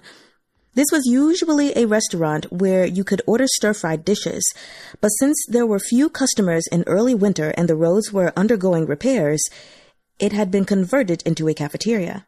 Taking the initiative, Zhang Yuwen bought everyone fast food at 20 yuan per person, including a meal for Suh-chun, and waited at the counter for the food to be served. When he returned, everyone took one look at his expression and roared with laughter again. Even so, they took out their phones and transferred the money for their meals to Zhang Yuwen. Looking confused, Suh-chun retrieved his belt bag from Zhang Yuwen's backpack and fished out his phone to do the same. "You don't have to pay me," Zhang Yuwen told him. This, of course, incited a wave of teasing from the gays. They were driving Zhang Yuwen crazy. "Why doesn't he have to?" "You don't have to either," Zhang Yuwen said. "It was meant to be a treat for everyone." "It's not good to resort to bribery," Chang Jinxing joked. Weize-zuh looked at Chang Jinxing and beamed. Zhang Yuwen put his head in his hand, praying Weize-zuh wouldn't make any weird requests. "Let's eat first, guys," Chahng said. "We can think it over later." Zhang Yuwen was at a loss for words. Suh-chun jumped in to add his 2 cents. "I think we can have Zhang Yuwen—" "Stop!" Zhang Yuwen was afraid Suh-chun would give them weird ideas. "Just eat your food." With Suh-chun around, no one took their jokes too far. Zhang Yuwen was glad to have invited him. The guy was truly a lifesaver. After lunch, Weize-zuh asked, "Are we going down the mountain now?" "It's still early," Chahng said. "We're only halfway up. We'll take the cable car down when we reach the mountaintop later in the afternoon." Weize-zuh let out an exaggerated cry. "Oh, what?" "There is no point in giving up now," Chahng told him solemnly. "There are no cable cars here. If you give up, you have to walk all the way back down." Weize-zuh was struck dumb. An idea came to Zhang Yuwen in a flash. "How about I carry you up?" Everyone jeered. "Bribery isn't going to work." Busted, Zhang Yuwen tried to defend himself. "This could count as his wish." Thanks, but no thanks," Weize-zuh said. "I can walk by myself. I'll think carefully about my wish later this afternoon." Zhang Yuwen winked at Chahng. "Look, he's willing to keep up now." Chahng nodded. The older, the wiser, just as expected. "I'll go buy coffee for everyone," Yuwen said. "Thank you all for looking after Xiao-chee." Everyone replied, "You're welcome," but nobody turned him down. Zhang Yuwen understood that when it came to treating others, no one wanted to be the first to initiate. After all, every time someone treated, someone else accepted, and the recipient felt obligated to return the favor. It created an endless loop of back and forth of treating and reciprocating, which wasn't very kind on people with tight budgets. This was why everyone voluntarily transferred the lunch money to Zhang Yuwen, and why, when Yuwen treated them all to coffee, he offered the excuse of thanking them for looking after Xiao-chee. It meant they didn't need to reciprocate. Zhang Yuwen sighed with feeling. His roommates were all such kind, gentle souls. Yuwen bought 6 cups of coffee, and Zhang Yuwen helped carry them. Yuwen handed him a cup. "This is for Suh-chun." "Okay." Zhang Yuwen's eyes met Yuwen's, and they both went silent for a second. Zhang Yuwen looked back to see that Suh-chun had finished his meal and was now outside on the suspended platform, facing away from the cafeteria. Zhang Yuwen sensed that Yuwen had something to say, but was holding himself back. "Sugar and milk?" Yuwen asked. "I take my coffee black," Zhang Yuwen replied. Yuwen raised an inquiring eyebrow, asking about the guy out there, and Zhang Yuwen shrugged. "I don't know." Zhang Yuwen took the sugar and creamer and went over to Suh-chun, who was taking a phone call with a Bluetooth earpiece. Zhang Yuwen hadn't realized that at first he didn't hear Suh-chun's conversation until he got closer. "Yeah, I'm hiking with my friends. Elephant Gorge." A pause. "The earliest I can be back tonight is 8 p.m. Suh-chun turned around and saw Zhang Yuwen holding 2 cups of coffee. He reached out for one, put it on the railing, and added the sugar and creamer. The others came out to the other side of the plank road leading up the mountain. Suh-chun picked up Zhang Yuwen's backpack and joined them. He glanced at Zhang Yuwen, then said nonchalantly into the phone, "No girls, they're all boys." The person on the other end of the line seemed to be reminding him to be careful. Suh-chun replied, "All right, I'm setting off now. Later." It was 1 p.m., and the group, having eaten their lunch, spent more time walking together. They chatted about places they had traveled, and Jinxing suggested finding time to go somewhere further away and stay the night there. Out of nowhere, Suh-chun said, "Let's play Truth or Dare." "Huh, no way," Zhang Yuwen exclaimed. "What kind of place is this for Truth or Dare? Are you misunderstanding something about the game?" In fact, Suh-chun found it amusing to see Zhang Yuwen being teased today, and the bet earlier had given him the idea. "Sure." WAY-zuh decided to veto whatever Zhang Yuwen supported and support whatever he opposed. This would be fun. "Okay," Jinxing piped up. "Let's start with the person who suggested it." Thus, Suh-chun fell into the pit he dug with his own hands. He tried to back out. No, I meant we should guess riddles." "He's right," Chahng chimed in. "It has to start with you." Suh-chun was speechless. Zhang Yuwen felt a little bad for him, but if he tried to speak up at times like this, he'd end up with a target on his own back, so he played along. "So what's your choice? Truth or dare?" "No, that's not how you started," Suh-chun protested. "Majority wins," Yuwen said, joining in. "You don't have a choice." In patient tones, Suh-chun tried again. "I'll give you a riddle first. Truth or dare?" Chahng interjected, refusing to listen to him. Seeing that the situation was too far gone and worrying that they might end up with something even crazier if he kept dragging it out, Suh-chun gave up. Dare. Suddenly, the guys were stumped for what to make a straight guy do.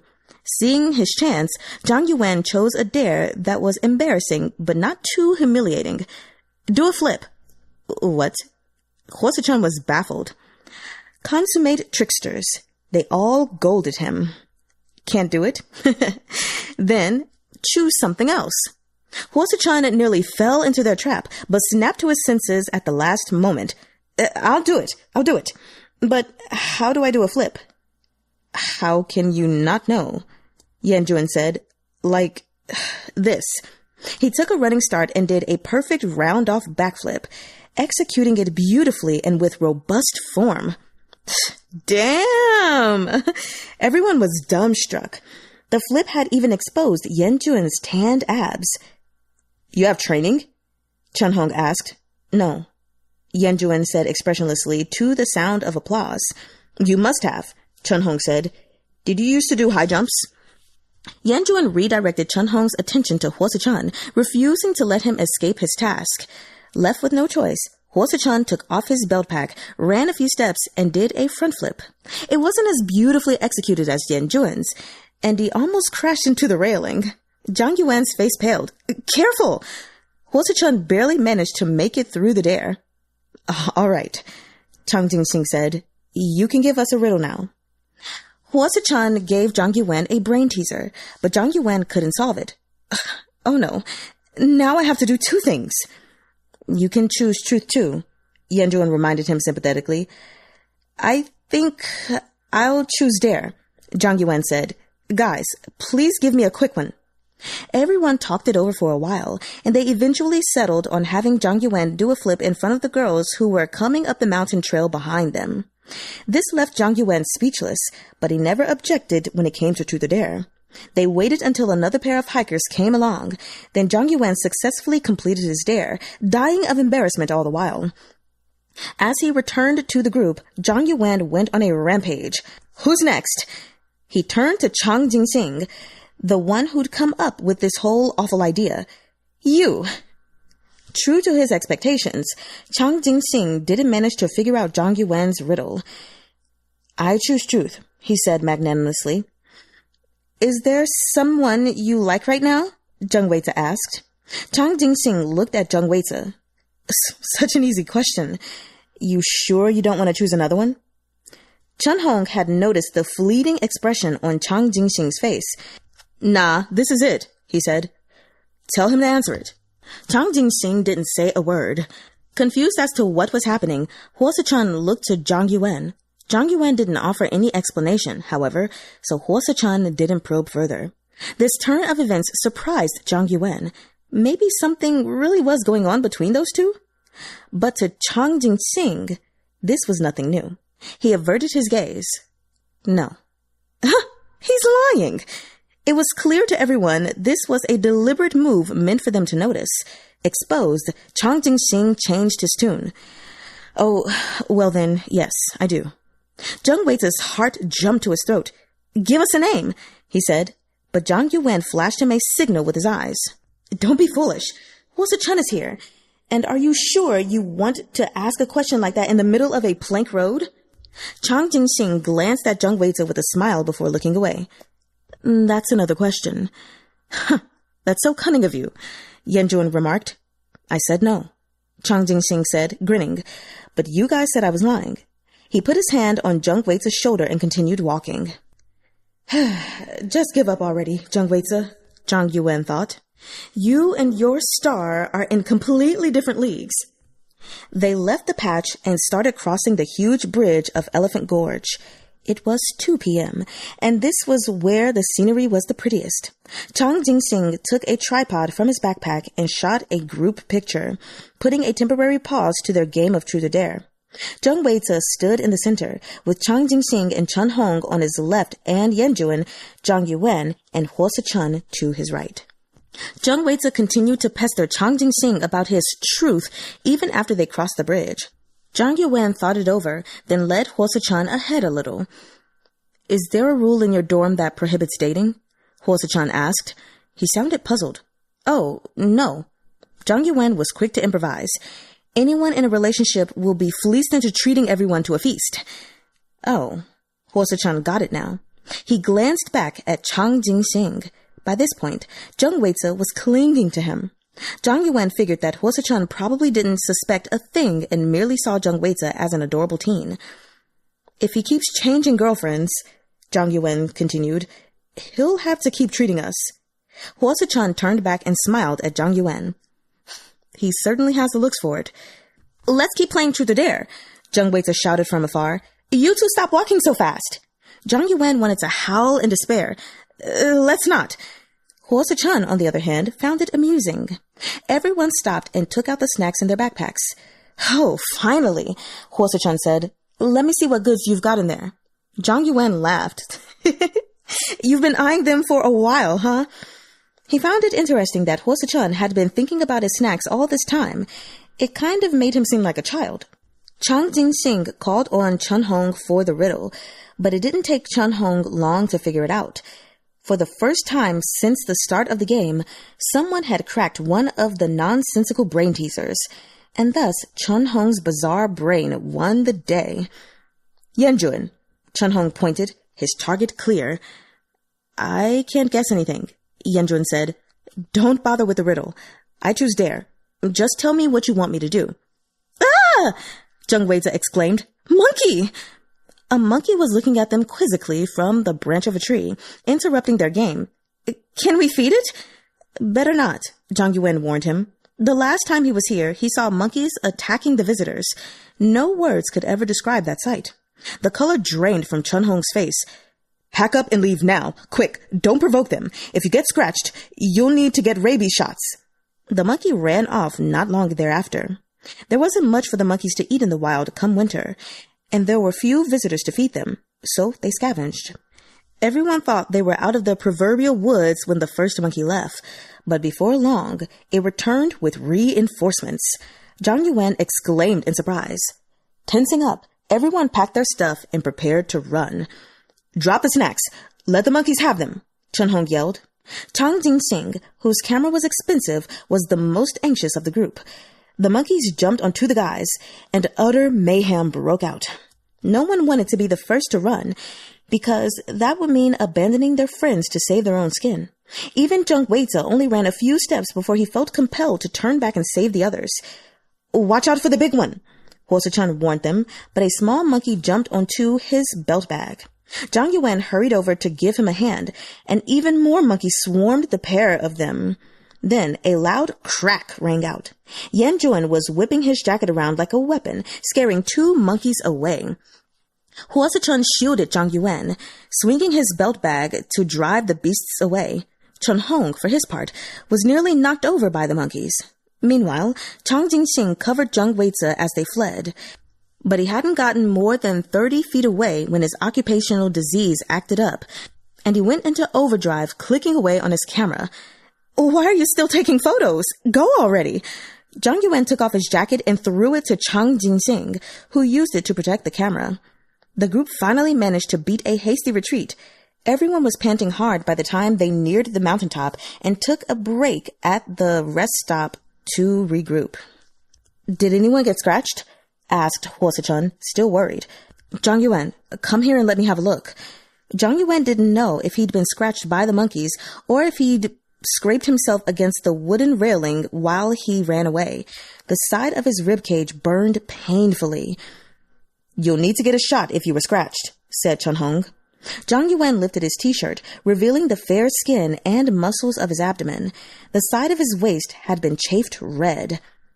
Looks like you scratched against the railings. Yan-jun brought the medicated oil over. I didn't see any monkeys going after you. Yeah, Zhang Yuwen agreed. Don't worry. The skin isn't broken. It won't get infected. Yan-jun poured some of the medicated oil onto his palm. He seemed intent on applying it for Zhang Yuwen, so Zhang Yuwen took his t-shirt off altogether, baring his upper body. His figure was fair and sexy. His skin's flawless complexion had pale, cool undertones. The atmosphere abruptly turned weird, and Yan-jun felt too awkward to apply the medicated oil himself, so he handed it to Zhang Yuwen. As Zhang Yuwen's shirt came off, Suh-chun's Adam's apple bobbed ever so slightly. Chen-hong, who was sitting at the side with Weize and Chang Jinxing, whispered something, and they all cracked up. What's so funny? Zhang Yuwen asked, confused. Chang Jinxing, still bowled over with laughter, picked up his camera and seized his chance to take a candid photo of Zhang Yuwen. Stop that! Zhang Yuwen didn't know whether to laugh or cry, figuring Chen-hong must have made some kind of indecent remark. You've got a great figure. You should flaunt it more, Chang Jinxing said. Everyone erupted into laughter again, blatantly ogling Zhang Yuwen's half-naked body. Suh-chun applied the medicated oil for Zhang Yuwen and gestured for him to put his shirt back on, lest he catch a cold. By the time they reached the top, it was already 5 p.m. The sky was overcast, warning of rain to come. Let's have hot pot tonight, Zhang Yuwen suggested. Everyone concurred. There was nothing better than sitting in a shop with rain-speckled glass windows on a winter day when you were ravenous and exhausted, enjoying steaming hot pot with your friends. Do you have somewhere else you need to be? Zhang Yuwen asked Suh-chun. Suh-chun considered it for a moment. Nope, I don't. Zhang Yuwen gave him a knowing look, but Suh-chun seemed confused by it. Having breathed in the air at the mountaintop, everyone was in better spirits, their exhaustion from the hike up promptly forgotten. But in the next moment, fate dealt them a merciless blow. The cable car is out of service. No access down the mountain. What? Jung Weize almost fainted. Everyone stood before the signboard, shivering. Chapter 14.5. Sorry, said the staff member, a young girl on the verge of tears. I'm so sorry. The cable car broke down around 2 p.m. Repairs are underway, but we can't operate after 5 p.m. because we aren't permitted to run the cable car after dark. The visitors gathered at the summit raised hell. Then what'll happen to us? It's way more dangerous to walk down in the dark. Standing at the visitors' reception center with a loudspeaker in hand, the staff member said, Everyone, please hear me out. Listen! Ladies and gentlemen, please do not panic. On the periphery of the crowd, Zhang Yuwen and the others looked around. Food and lodging will be provided for everyone, the employee continued. I'm really sorry. The weather will be very cold tonight. Please do not try to descend on your own. It's dangerous, especially with how slippery the trail is on rainy days. The cable car will take everyone down tomorrow morning. The crowd kept on making a ruckus for a long time, but in the end, everyone begrudgingly accepted the proposal. Fortunately, it was Saturday, and they still had Sunday to rest. Besides, it was the off-season, with fewer than 300 people at the mountaintop. There would be plenty of room for everyone. What should we do? Zhang Yuwen asked, having gathered the others to talk it over. Most of them had no important matters to attend to, except for Suh-chun and Yan-jun, who both needed to get back. Yan-jun, who had Xiao-qi to take care of, was in a particularly tricky situation. I'll call the child care center, Yan-jun said. If worst comes to worst, I'll just have her stay there overnight. Yan-jun went to make the call, and Suh-chun asked, Can we make it down if we take turns lighting the way with our phones? It's going to rain, said Chang Jinxing. Let's not. It's too dangerous. Zhang Yuwen, too, knew better than to fight nature. The mountain during the day was a completely different beast from the mountain at night, when the cold was biting and the trail perilous to navigate. If their body temperatures dropped while they were halfway down, they wouldn't just need to worry about whether they could reach the bottom. They might not survive the trek. Before long, Yan-jun returned from his phone call and made an okay gesture, surprising his roommates. Perhaps, with the situation having no ideal solution, Yan-jun understood that grumbling wouldn't help anything and didn't want to inconvenience everyone. It's okay, he reassured them.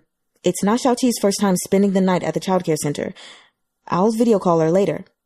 Suh-chun stood by and listened silently, letting them discuss the arrangements between themselves. Zhang Yuwen turned to him. What about you? I'm cool with it, Suh-chun said. Then let's stay for the night, Chahng said decisively. We can play cards and chat. That their hiking trip had taken an unexpected detour into an overnight stay wasn't that bad, all things considered.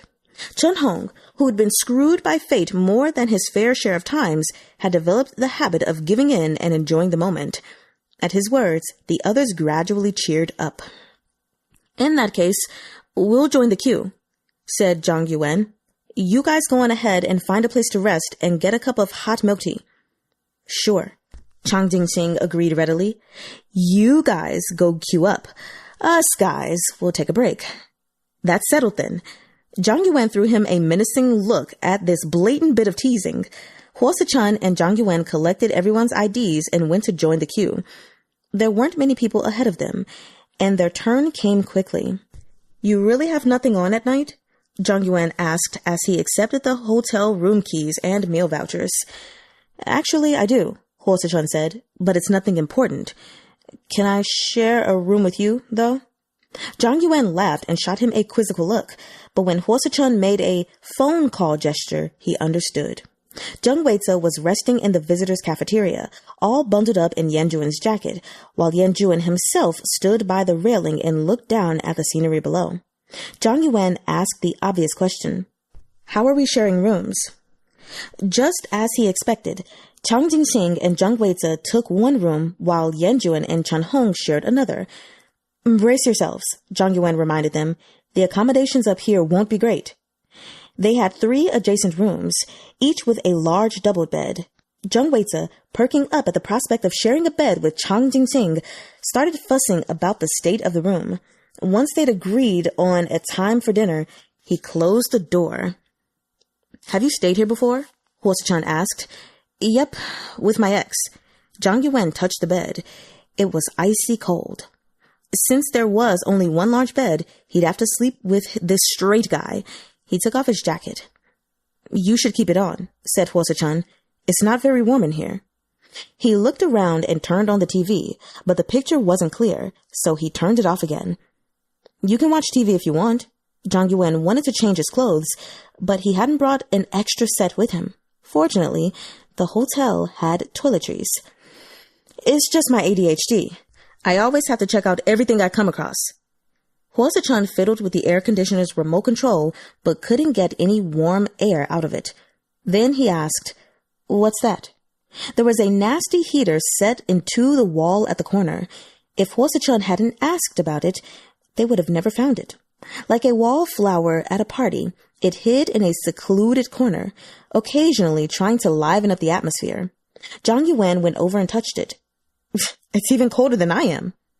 Once they'd examined all the room's amenities, they sat side by side on the bed, the mood becoming a little awkward. Their phones were running low on battery, so they had to take turns charging. But with one of them unable to use their phone, it would have been rude for the other to take out his. Yuwen went over and parted the curtains, revealing floor-to-ceiling windows that offered a view to the bottom of the mountain. Wow! Is it snowing? Suh-chun stood behind Yuwen as they gazed through the unobstructed glass window. Looks like it.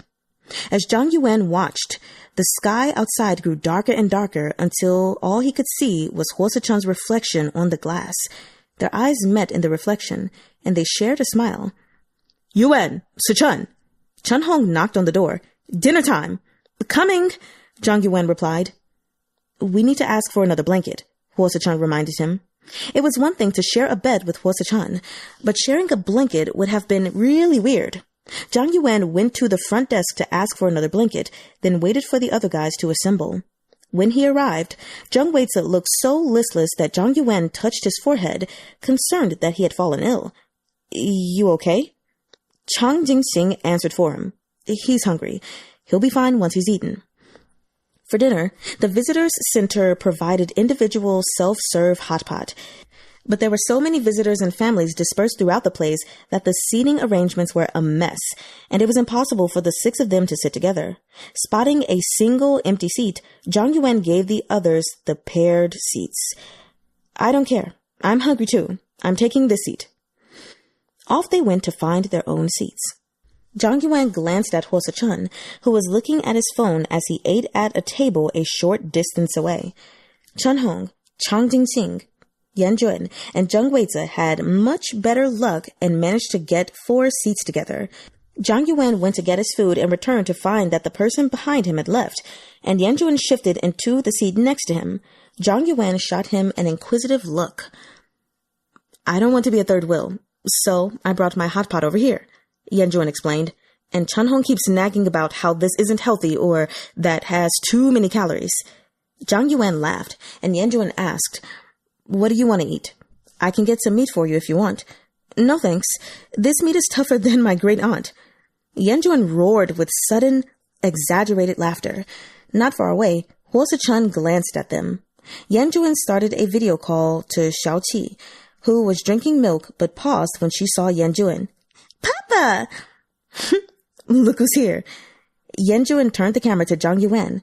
Xiao-chee still hadn't learned to address anyone other than Yanne, but she recognized Yuwen and smiled at him.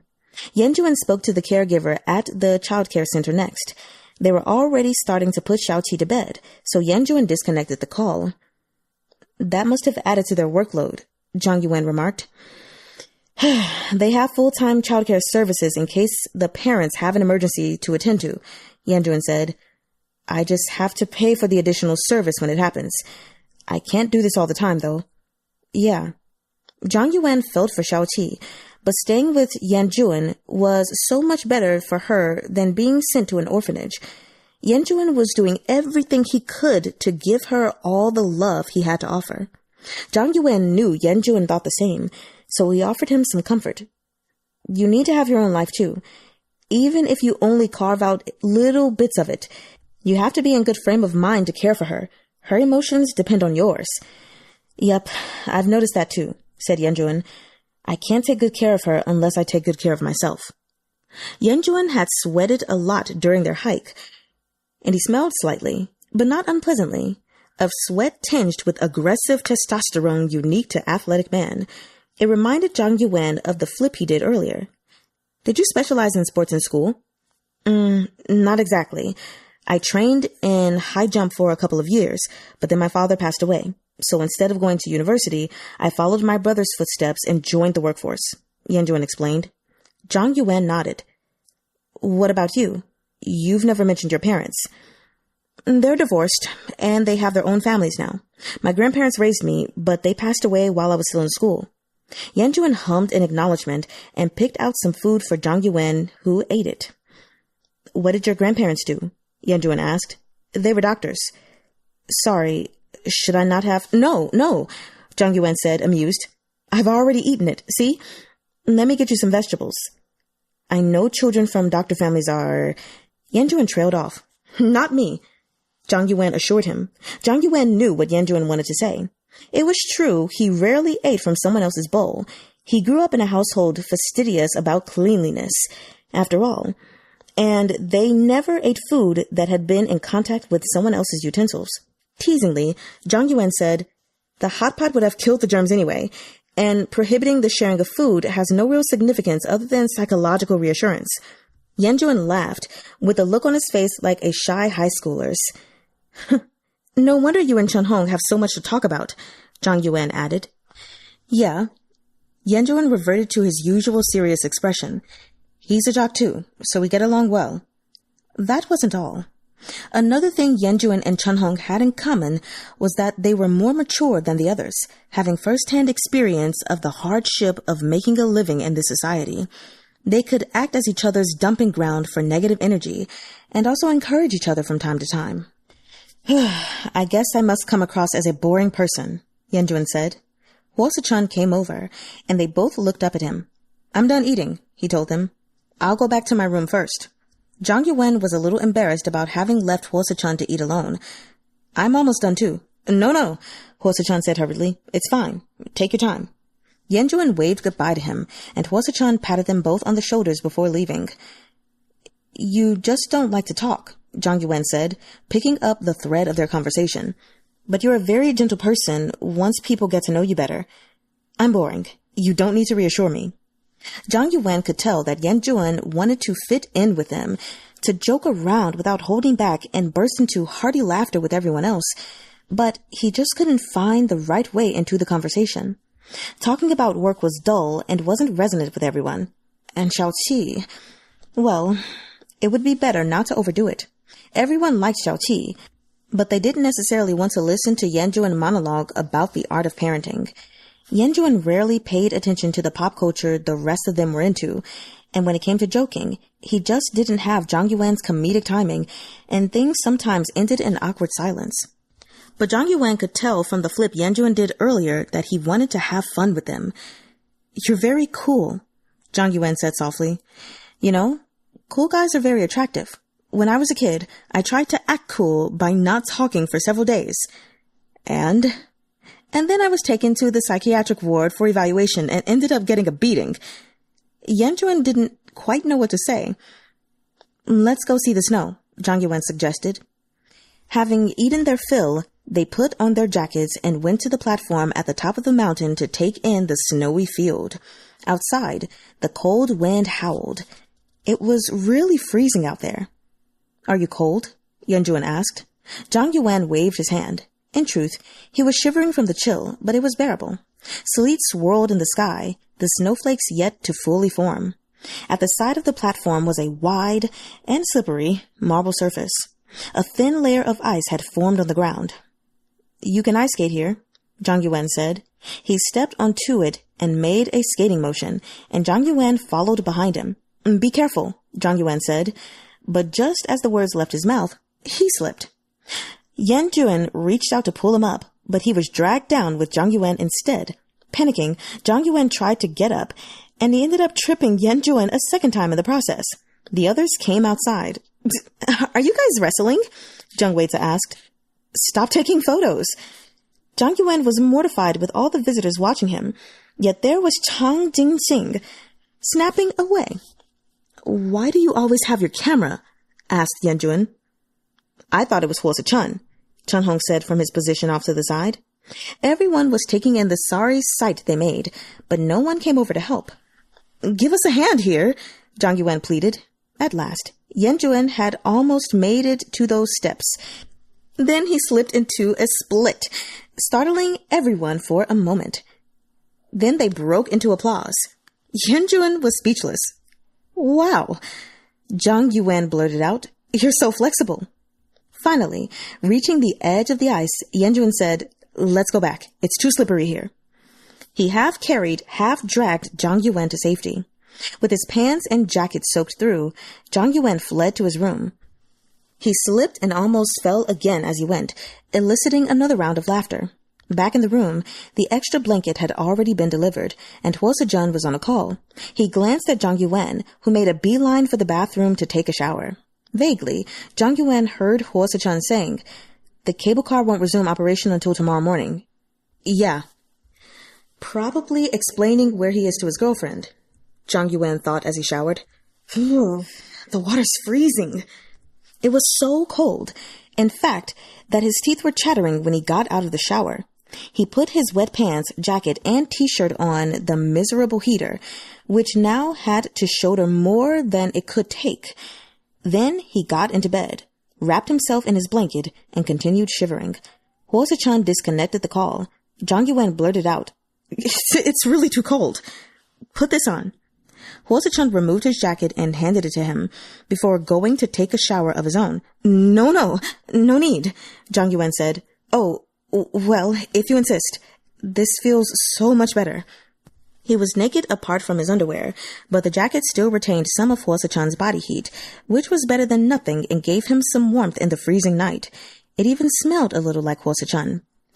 The winter night was so frigid that even the straight guy couldn't help but wail. "So cold."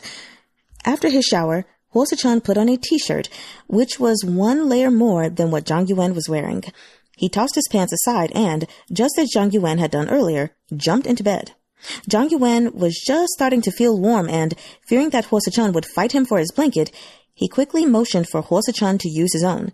"That blanket's yours." They huddled under their respective blankets and traded blank looks. Meanwhile, in another room, the actual sports jocks were very calm. Chahng had showered and was watching TV when Yan Juan came over, drying his hair.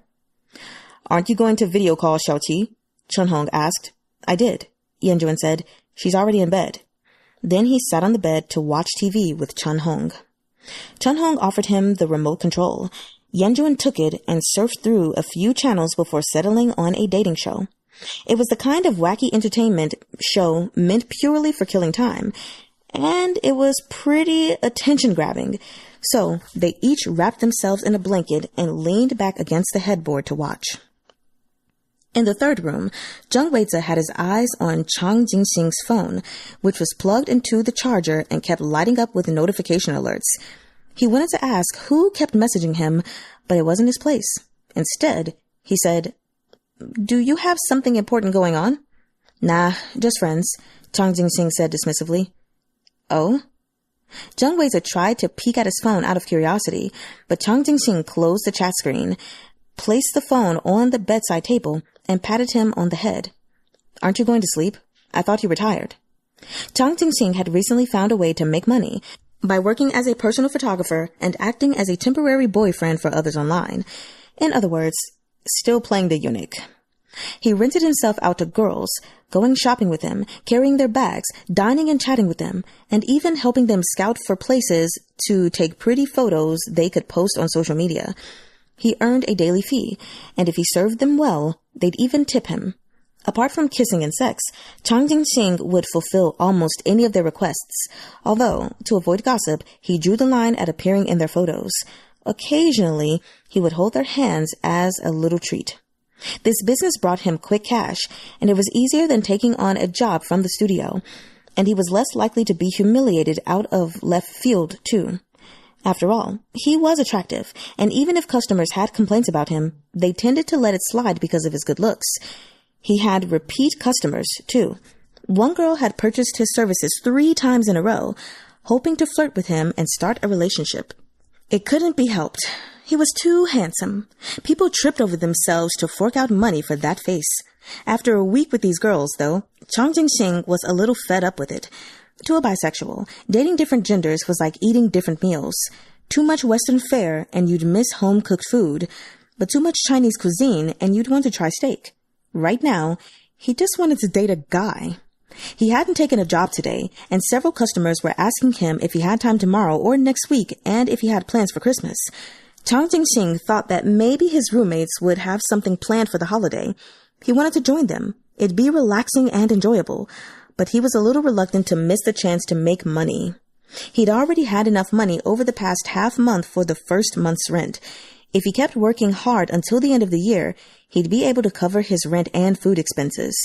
Having tried several alternatives, Jinxing concluded that living off women was the fastest way to make money, though he viewed his current job as using his physical stamina and skills to take photos for his customers. He didn't want a relationship with them. After all, if he started dating one of them, he'd have to face a never-ending stream of requests. He wanted a boyfriend with the personality of a straight guy, someone straightforward like Yuwen who didn't talk much, wasn't argumentative, and wouldn't try to control him. But Yuwen didn't meet Jinxing's standards either in looks or finances, and he came with excess baggage, a troublesome combination. The only thing that met Jinxing's expectations was his physique. From the looks of it, he probably had good stamina and a decently sized cock, but Jinxing wouldn't consider anything but a hookup. Better not get involved with the roommates, Jinxing reflected. Even casual sex could make things awkward, but the truth was, he'd really felt tempted to do just that when he saw Yuwen do that flip earlier. WAY-zuh hugged Jinxing from behind, interrupting his thoughts. Jinxing turned slightly, wrapping his arms around him, and patted him, telling him to sleep peacefully. He knew WAY-zuh had feelings for him. If he were to pull WAY-zuh's pants down now, the guy might put on a show of resistance, but he'd accept. It had been a long time since Jinxing had sex with a guy. The powerful thrusts of a top and the sensitive moans of a bottom were both very seductive to him. The fair, delicate bodies of skinny boys had their own charm compared to the firm breasts of voluptuous girls. Aside from muscular Chahng, Jinxing found his roommates decently attractive. Zhang Yuwen's ascetic top vibe appealed to him, and WAY-zuh's tendency to wrap his arms around his neck and blow into his ear could make him hard too. In any case, Jinxing wasn't a picky eater. The only thing holding him back from making a move was Zhang Yuwen's warning. Don't mess with your roommates, or I'll kick you out. Jinxing let WAY-zuh hug him as much as he liked. He was so tired that all he could do was lie on his side and play with his phone. In another room, Chahng was again playing the role of caring older brother. You can't go on like this. Yuwen knew what he meant. What else can I do? Are you going to introduce me to someone? Playing matchmaker for Yuwen had indeed crossed Changhong's mind, but this time he was serious about it. He wasn't angling for a matchmaker fee. Yuwen was a good guy. Chahng believed that, with time, he could overcome his difficult circumstances. I couldn't do what you're doing, in your shoes, said Chahng. Yuwen thought about it. Yes, you could, he said calmly. Then Chahng threw him a curveball. Do you like the sub-landlord? The color drained from Yuwen's face. Flustered, he jumped out of bed and gestured frantically, reminding him that Zhang Yuwen was right next door. They're across the hall, Chahng said. Xiaozi and Jinxing are the ones next door. Yuwen breathed a sigh of relief and returned to bed, no longer in the mood to watch TV. After a while, he glanced at Chahng, feeling caught out. No, he said flatly. Chahng only smiled. Really? Yuwen insisted, his tone serious. Honga, please don't talk nonsense. It's awkward. I guess I must be mistaken. Yuwen sighed. Maybe you misunderstood because of the way I act. I'm really not interested in him. I know, said Chahng. You just feel like he understands you, so you can't help but want to get close to him. Yuwen's complicated feelings showed on his face. How did he feel about Zhang Yuwen? He felt relaxed with him, like a weary person who had been healed. What's your type? Chahng asked. I'll look around for you. Yuwen thought for a moment. On the mature side. His personality, not his age. Someone who can accept Xiao-chee. After all, she's the most important person in my life. He has to be willing to help me take care of her. Preferably someone who's not too busy with work. I can be the breadwinner. It's like the traditional family, you know? Why don't you find a girl? Chahng asked. You can date women, right? I feel like you're more bisexual than Chang Jinxing. I could, but I don't want to. Huh? Reverting to a heterosexual lifestyle, getting married and starting a family seemed like it would be the ideal course of action for Yuwen. If I marry a girl, we might end up having a child, which would divide up the love we shower on Xiao-chee. It hasn't been easy for her, so I don't want... The way it is now is just fine. What made you realize you were gay? Chahng asked. My desk mate in high school, Yuwen said. You? A client, Chahng replied. In few short words, but a sea of heartache. In short, Yuwen said, he has to be truly willing to accept Xiao-chee. Everything else is negotiable. I like people who read and people with white-collar jobs. Fair-skinned, too. All the better if it's fair with cool undertones, Chahng quipped. I have dark skin, Yuwen said, so I like people who are fair and handsome. Ideally with a sensitive body.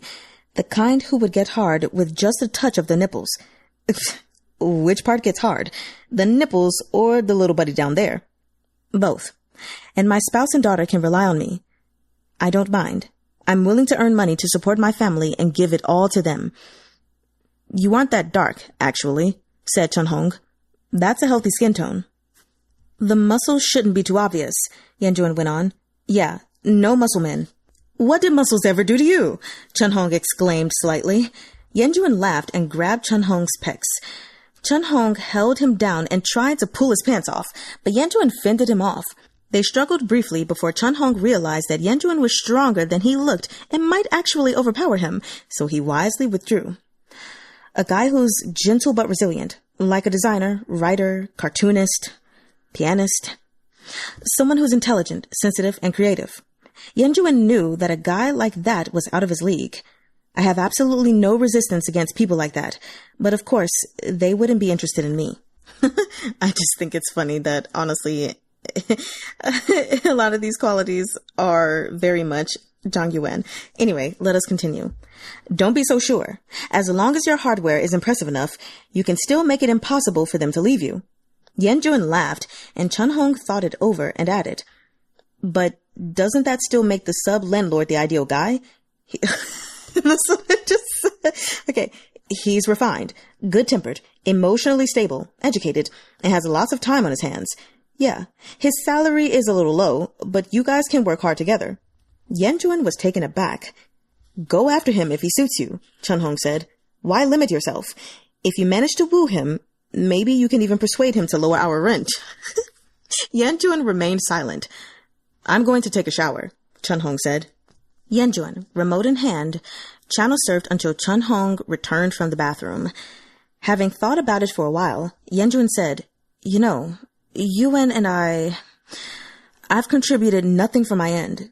Never had the opportunity to. All this time, he's been the one helping me. Chahng understood, and he couldn't argue. Yuwen had nothing to offer Zhang Yuwen, who lacked for nothing. Zhang Yuwen was emotionally resilient and financially independent. Worse, they were both tops. Love was a two-way street. Both parties needed to possess that spark to make each other happy. That was the only way the relationship would last. Having been on the receiving end financially in his own past relationship, Chun-hong understood Yuen's feelings all too well. Thinking of his own past made him sad, and he fell silent too. Suh-chun would be suitable for Yuwen if he weren't straight, said Yuwen. They're well matched. Chun-hong sighed. Let's go to sleep. We're just rambling on meaninglessly. In the room across the hall, Zhang Yuwen and Suh-chun were like a pair of grandpas with their sleeping habits. By 10, they were both sleepy. However, the room was still cold, perhaps because of the direction it faced. It felt to Zhang Yuwen like the window was letting in a chilly draft. Let's put these blankets together and cover ourselves with them, Suh-chun suggested. Okay. Zhang Yuwen was so tired he could barely open his eyes. Suh-chun arranged the blankets, and they huddled underneath him. Zhang Yuwen felt much better. Their bodies were both warm, but the thin blankets had been making them lose heat. Now, it was finally warm. Zhang Yuwen fell asleep just as Suh-chun plugged his phone into the charger. A few minutes later, Suh-chun yawned and said, Yuwen. Receiving no response, Suh-chun fell asleep too. Zhang Yuwen slept restlessly. At home, he liked to sleep hugging a bolster, so when the temperature dropped further during the night, he instinctively hugged Suh-chun, taking him as his bolster and thinking he was still at home. He was naked, save for his underwear, and when he turned over to hug Suh-chun, his thigh pressed against a particular part of Suh-chun's body. Several times, Suh-chun woke up and struggled to shift his waist so that Zhang Yuwen wouldn't rub against or press down on his stiff little friend. Out in the winter night, the rain gradually turned to snow. It fell harder and heavier, fluttering and swirling down all over the mountain forest. Well, all right, everyone. That was a lot covered, but I hope you enjoyed these chapters. I am going to attempt to go through some of my notes, I suppose. I'm going to try to keep it short because I recorded these over several days, and so everything's not as fresh in my head, and I don't want to be like, everywhere. But I think the first thing that I will say that I liked is that by chapter 11, we have Zhang Yuwen, who, after learning Yuen's story, finally came to terms for real with the constructive criticism he'd been given on his writing, and he realized that his writing was bad. You know, before it was like, okay, this person is clearly an expert, so I'll listen to this editor and hear everything he's saying. Whereas now he's seeing like, oh yeah, my writing sucks and it needs to get better. So of course he's a little demotivated at the moment, but you know, hopefully it gets better. And it did get better, you know, after talking to Chun-hong and Suh-chun. Another thing I also love is Zhang Yuwen and Suh-chun actually getting closer and forming a nice little friendship, just having common interests. To me, it's just always fun. I don't know, when you meet someone and you're like, you like this? Oh, I like this too. Well, you also like this? Oh my gosh, I like this too. Like, there's just something so fun about finding new friends, especially as an adult. Like, I feel like when you are younger, when you are a teenager and younger, it's much, much easier to make friends because it is much simpler the younger you are. But as we get older, sometimes it can seem a bit more challenging. And so it's just nice to see it written out here. Speaking a little bit on Jung Weize and having to do 2 different types of live streams, one as a woman, one as a man, that's just really difficult. I feel for him. You know, he's a young guy trying to make ends meet and figuring out how in the world he's going to do this. And I'm at least glad that him bringing Chang, Jinxing and Chun-hong onto his channel was able to get him some kind of money. You know, even if it's something that can't be done continuously in the future, which I believe it can be, I'm glad that he was at least able to get some of his rent to Zhang Yuwen, which I believe he got the rest to him. I don't remember that already. But, you know, life is hard when you first step out of high school. Life is hard when you first step out of college, like once you finally graduate from there. So I won't say I can only imagine. I know what it's like to step into real adulthood, and I feel for him, basically. And speaking of work, of course, we move on to Chang Jinxing, which I have to say, I also feel for him because the work he's doing now is being a personal photographer and a rent-a-boyfriend. And that sounds really sucky. I would hate to have to rent myself as a girlfriend to someone in order to make money. And I sincerely hope that his photography business will grow so that he doesn't have to rent himself out like that. It was also nice to see that this time around, we actually got the tastes of two men. So first, we got Chang Jinxing's tastes, which he just wants someone who doesn't talk too much, someone who isn't quick to argue, and who won't control him. Which, if I'm being completely honest, even though I can't verify it, but just going based off the information we've been given while reading, I would say completely the opposite of everything as it pertains to Jung Weize-zuh. Jung Weize-zuh is a young little guy who's lovesick already, a hopeless romantic who is, trying to see who's sending him messages, who's always clinging to him, who gets mad when his fans were making remarks about Chang Jinxing and everything like that. And so he just seems like the type that would be argumentative. He's probably very much talkative, and I don't know about the controlling thing, but he probably would try to control Chang Jinxing in some ways.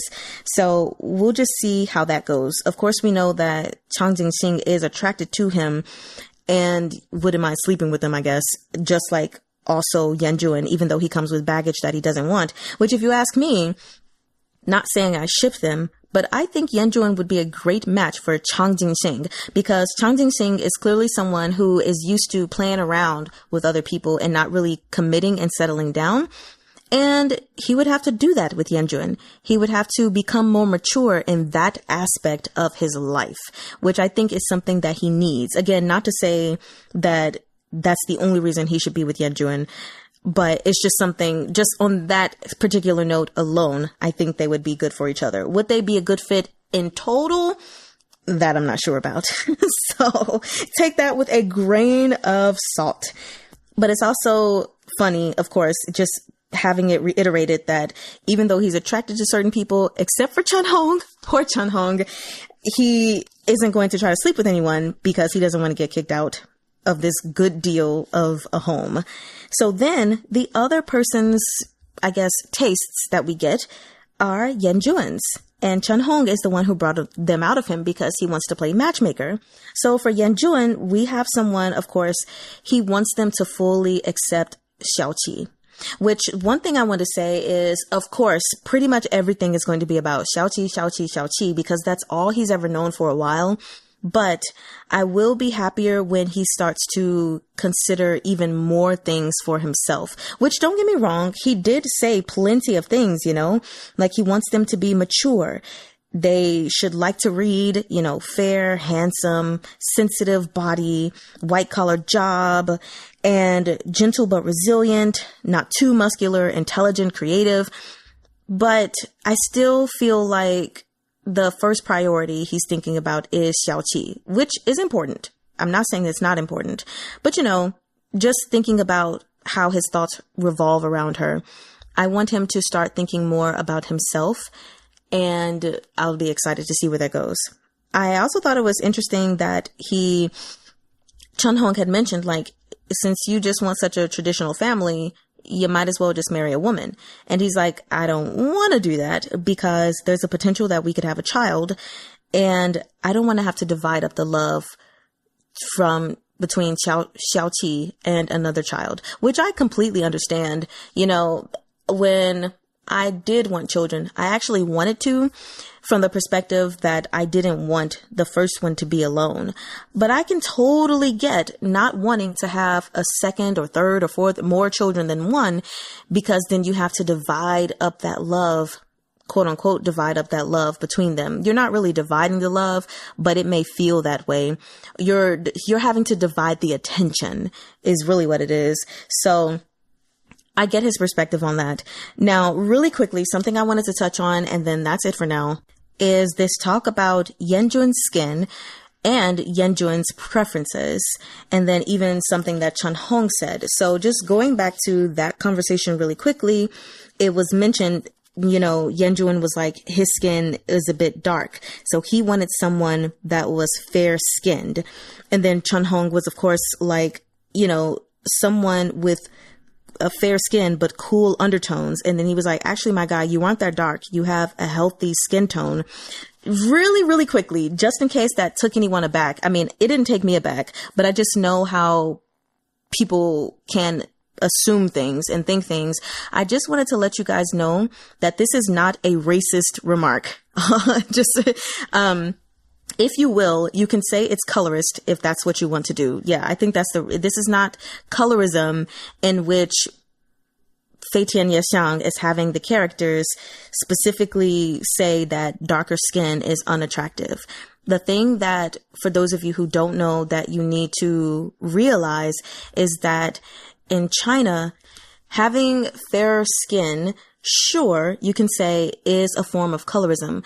But while this preference can lead to discrimination, the motivation behind it is significantly different from Western concepts of racism and colorism and things with other races as well. So culturally and historically, having fair skin was associated with wealth and status. In China, many people who had dark skin were associated with manual labor in the sun. Okay. Which means they weren't making a lot of money, not wealthy, but people who had fair skin showed signs of wealth, nobility, basically showing that the person didn't need to work outdoors. This was someone that you could rely on to take care of you. So that's one thing that you all need to know, and completely different from when it comes to Western culture. Even though technically speaking, yes, the darker the skin was back in the day, you were probably out there picking cotton, and doing manual labor compared to white people. But that wasn't about the tone of your skin. That was about the color of your skin in general. So then the other thing to think about, I guess, when we think about where China is today in regards to people with darker skin, and specifically when it comes to Black people, whether you are Black American or you're African or, Dominican Republican, all just the color Black, is then the other thing we have to consider is the Western influence that has poured into China. When you go to China, you are going to see Chinese people. You are going to see people that look exactly like you if you're Chinese. That's pretty much all you see. There are so many people in China who have never seen a Black person in person. And so understanding that their perspectives on fair skin, understanding their views on people who are Black is highly important to know that certain things are not based in racism or colorism. They are based in, aside from the note that I gave earlier, they are based in ignorance and also ignorance-based influence, but also exposure. They are not exposed to darker skinned people on a consistent basis. Like here in America, if you go one place, you'll see Chinese people, and then one place you'll see Black people, another place Hispanic people, another place this kind, that kind. They don't have that. So I think that's just something important to keep in mind while reading this, if it comes up again, especially since, like I said, again, the preference to fair skin originated as a class indicator, not necessarily as, Black people are disgusting or ugly, or people with darker skin but Chinese are disgusting or ugly. It was like you just weren't as attractive because of what you probably did for a living. So that's all I wanted to say about that, especially since I know, what was the name of that other book? My Husband Sleeps in a Coffin or something like that. I know people were saying that there were a lot of colorist jokes in there, which I still haven't read it. So I don't know if it was colorist jokes just for the sake of it or colorist jokes because of the time and the location and all of that stuff. But I hope that clears up anything for anyone. Anyway, that's all I have to say. I hope you all enjoyed these chapters. We shall see each other next time. just to put a couple of, what am I going to say, is a couple of things out there. The Patreoners, we will be having a live reading on Saturday, November the 15th at 10 a.m. Eastern Standard Time, 7 a.m. Pacific Standard Time. And then the next day, on Sunday, November 16th, both Patreon and YouTube, we will actually be covering Volume 1, having a recap and discussion. So, yeah, just go ahead and prep your calendars for that. Again, it's going to be all at the same time, the 10 a.m. Eastern Standard, 7 a.m. Pacific Standard. So, of course, with the live reading that we do on Saturday, I'll make sure that that is uploaded for you guys on Saturday as well, YouTubers. It'll just be a little bit later in the day. But now that is officially it. Please let me know you guys' thoughts and reactions in the comment section. I can't wait to read what you guys have to say about this modern Danmei series. And I will see you all next time. Wa-ai-ni-man.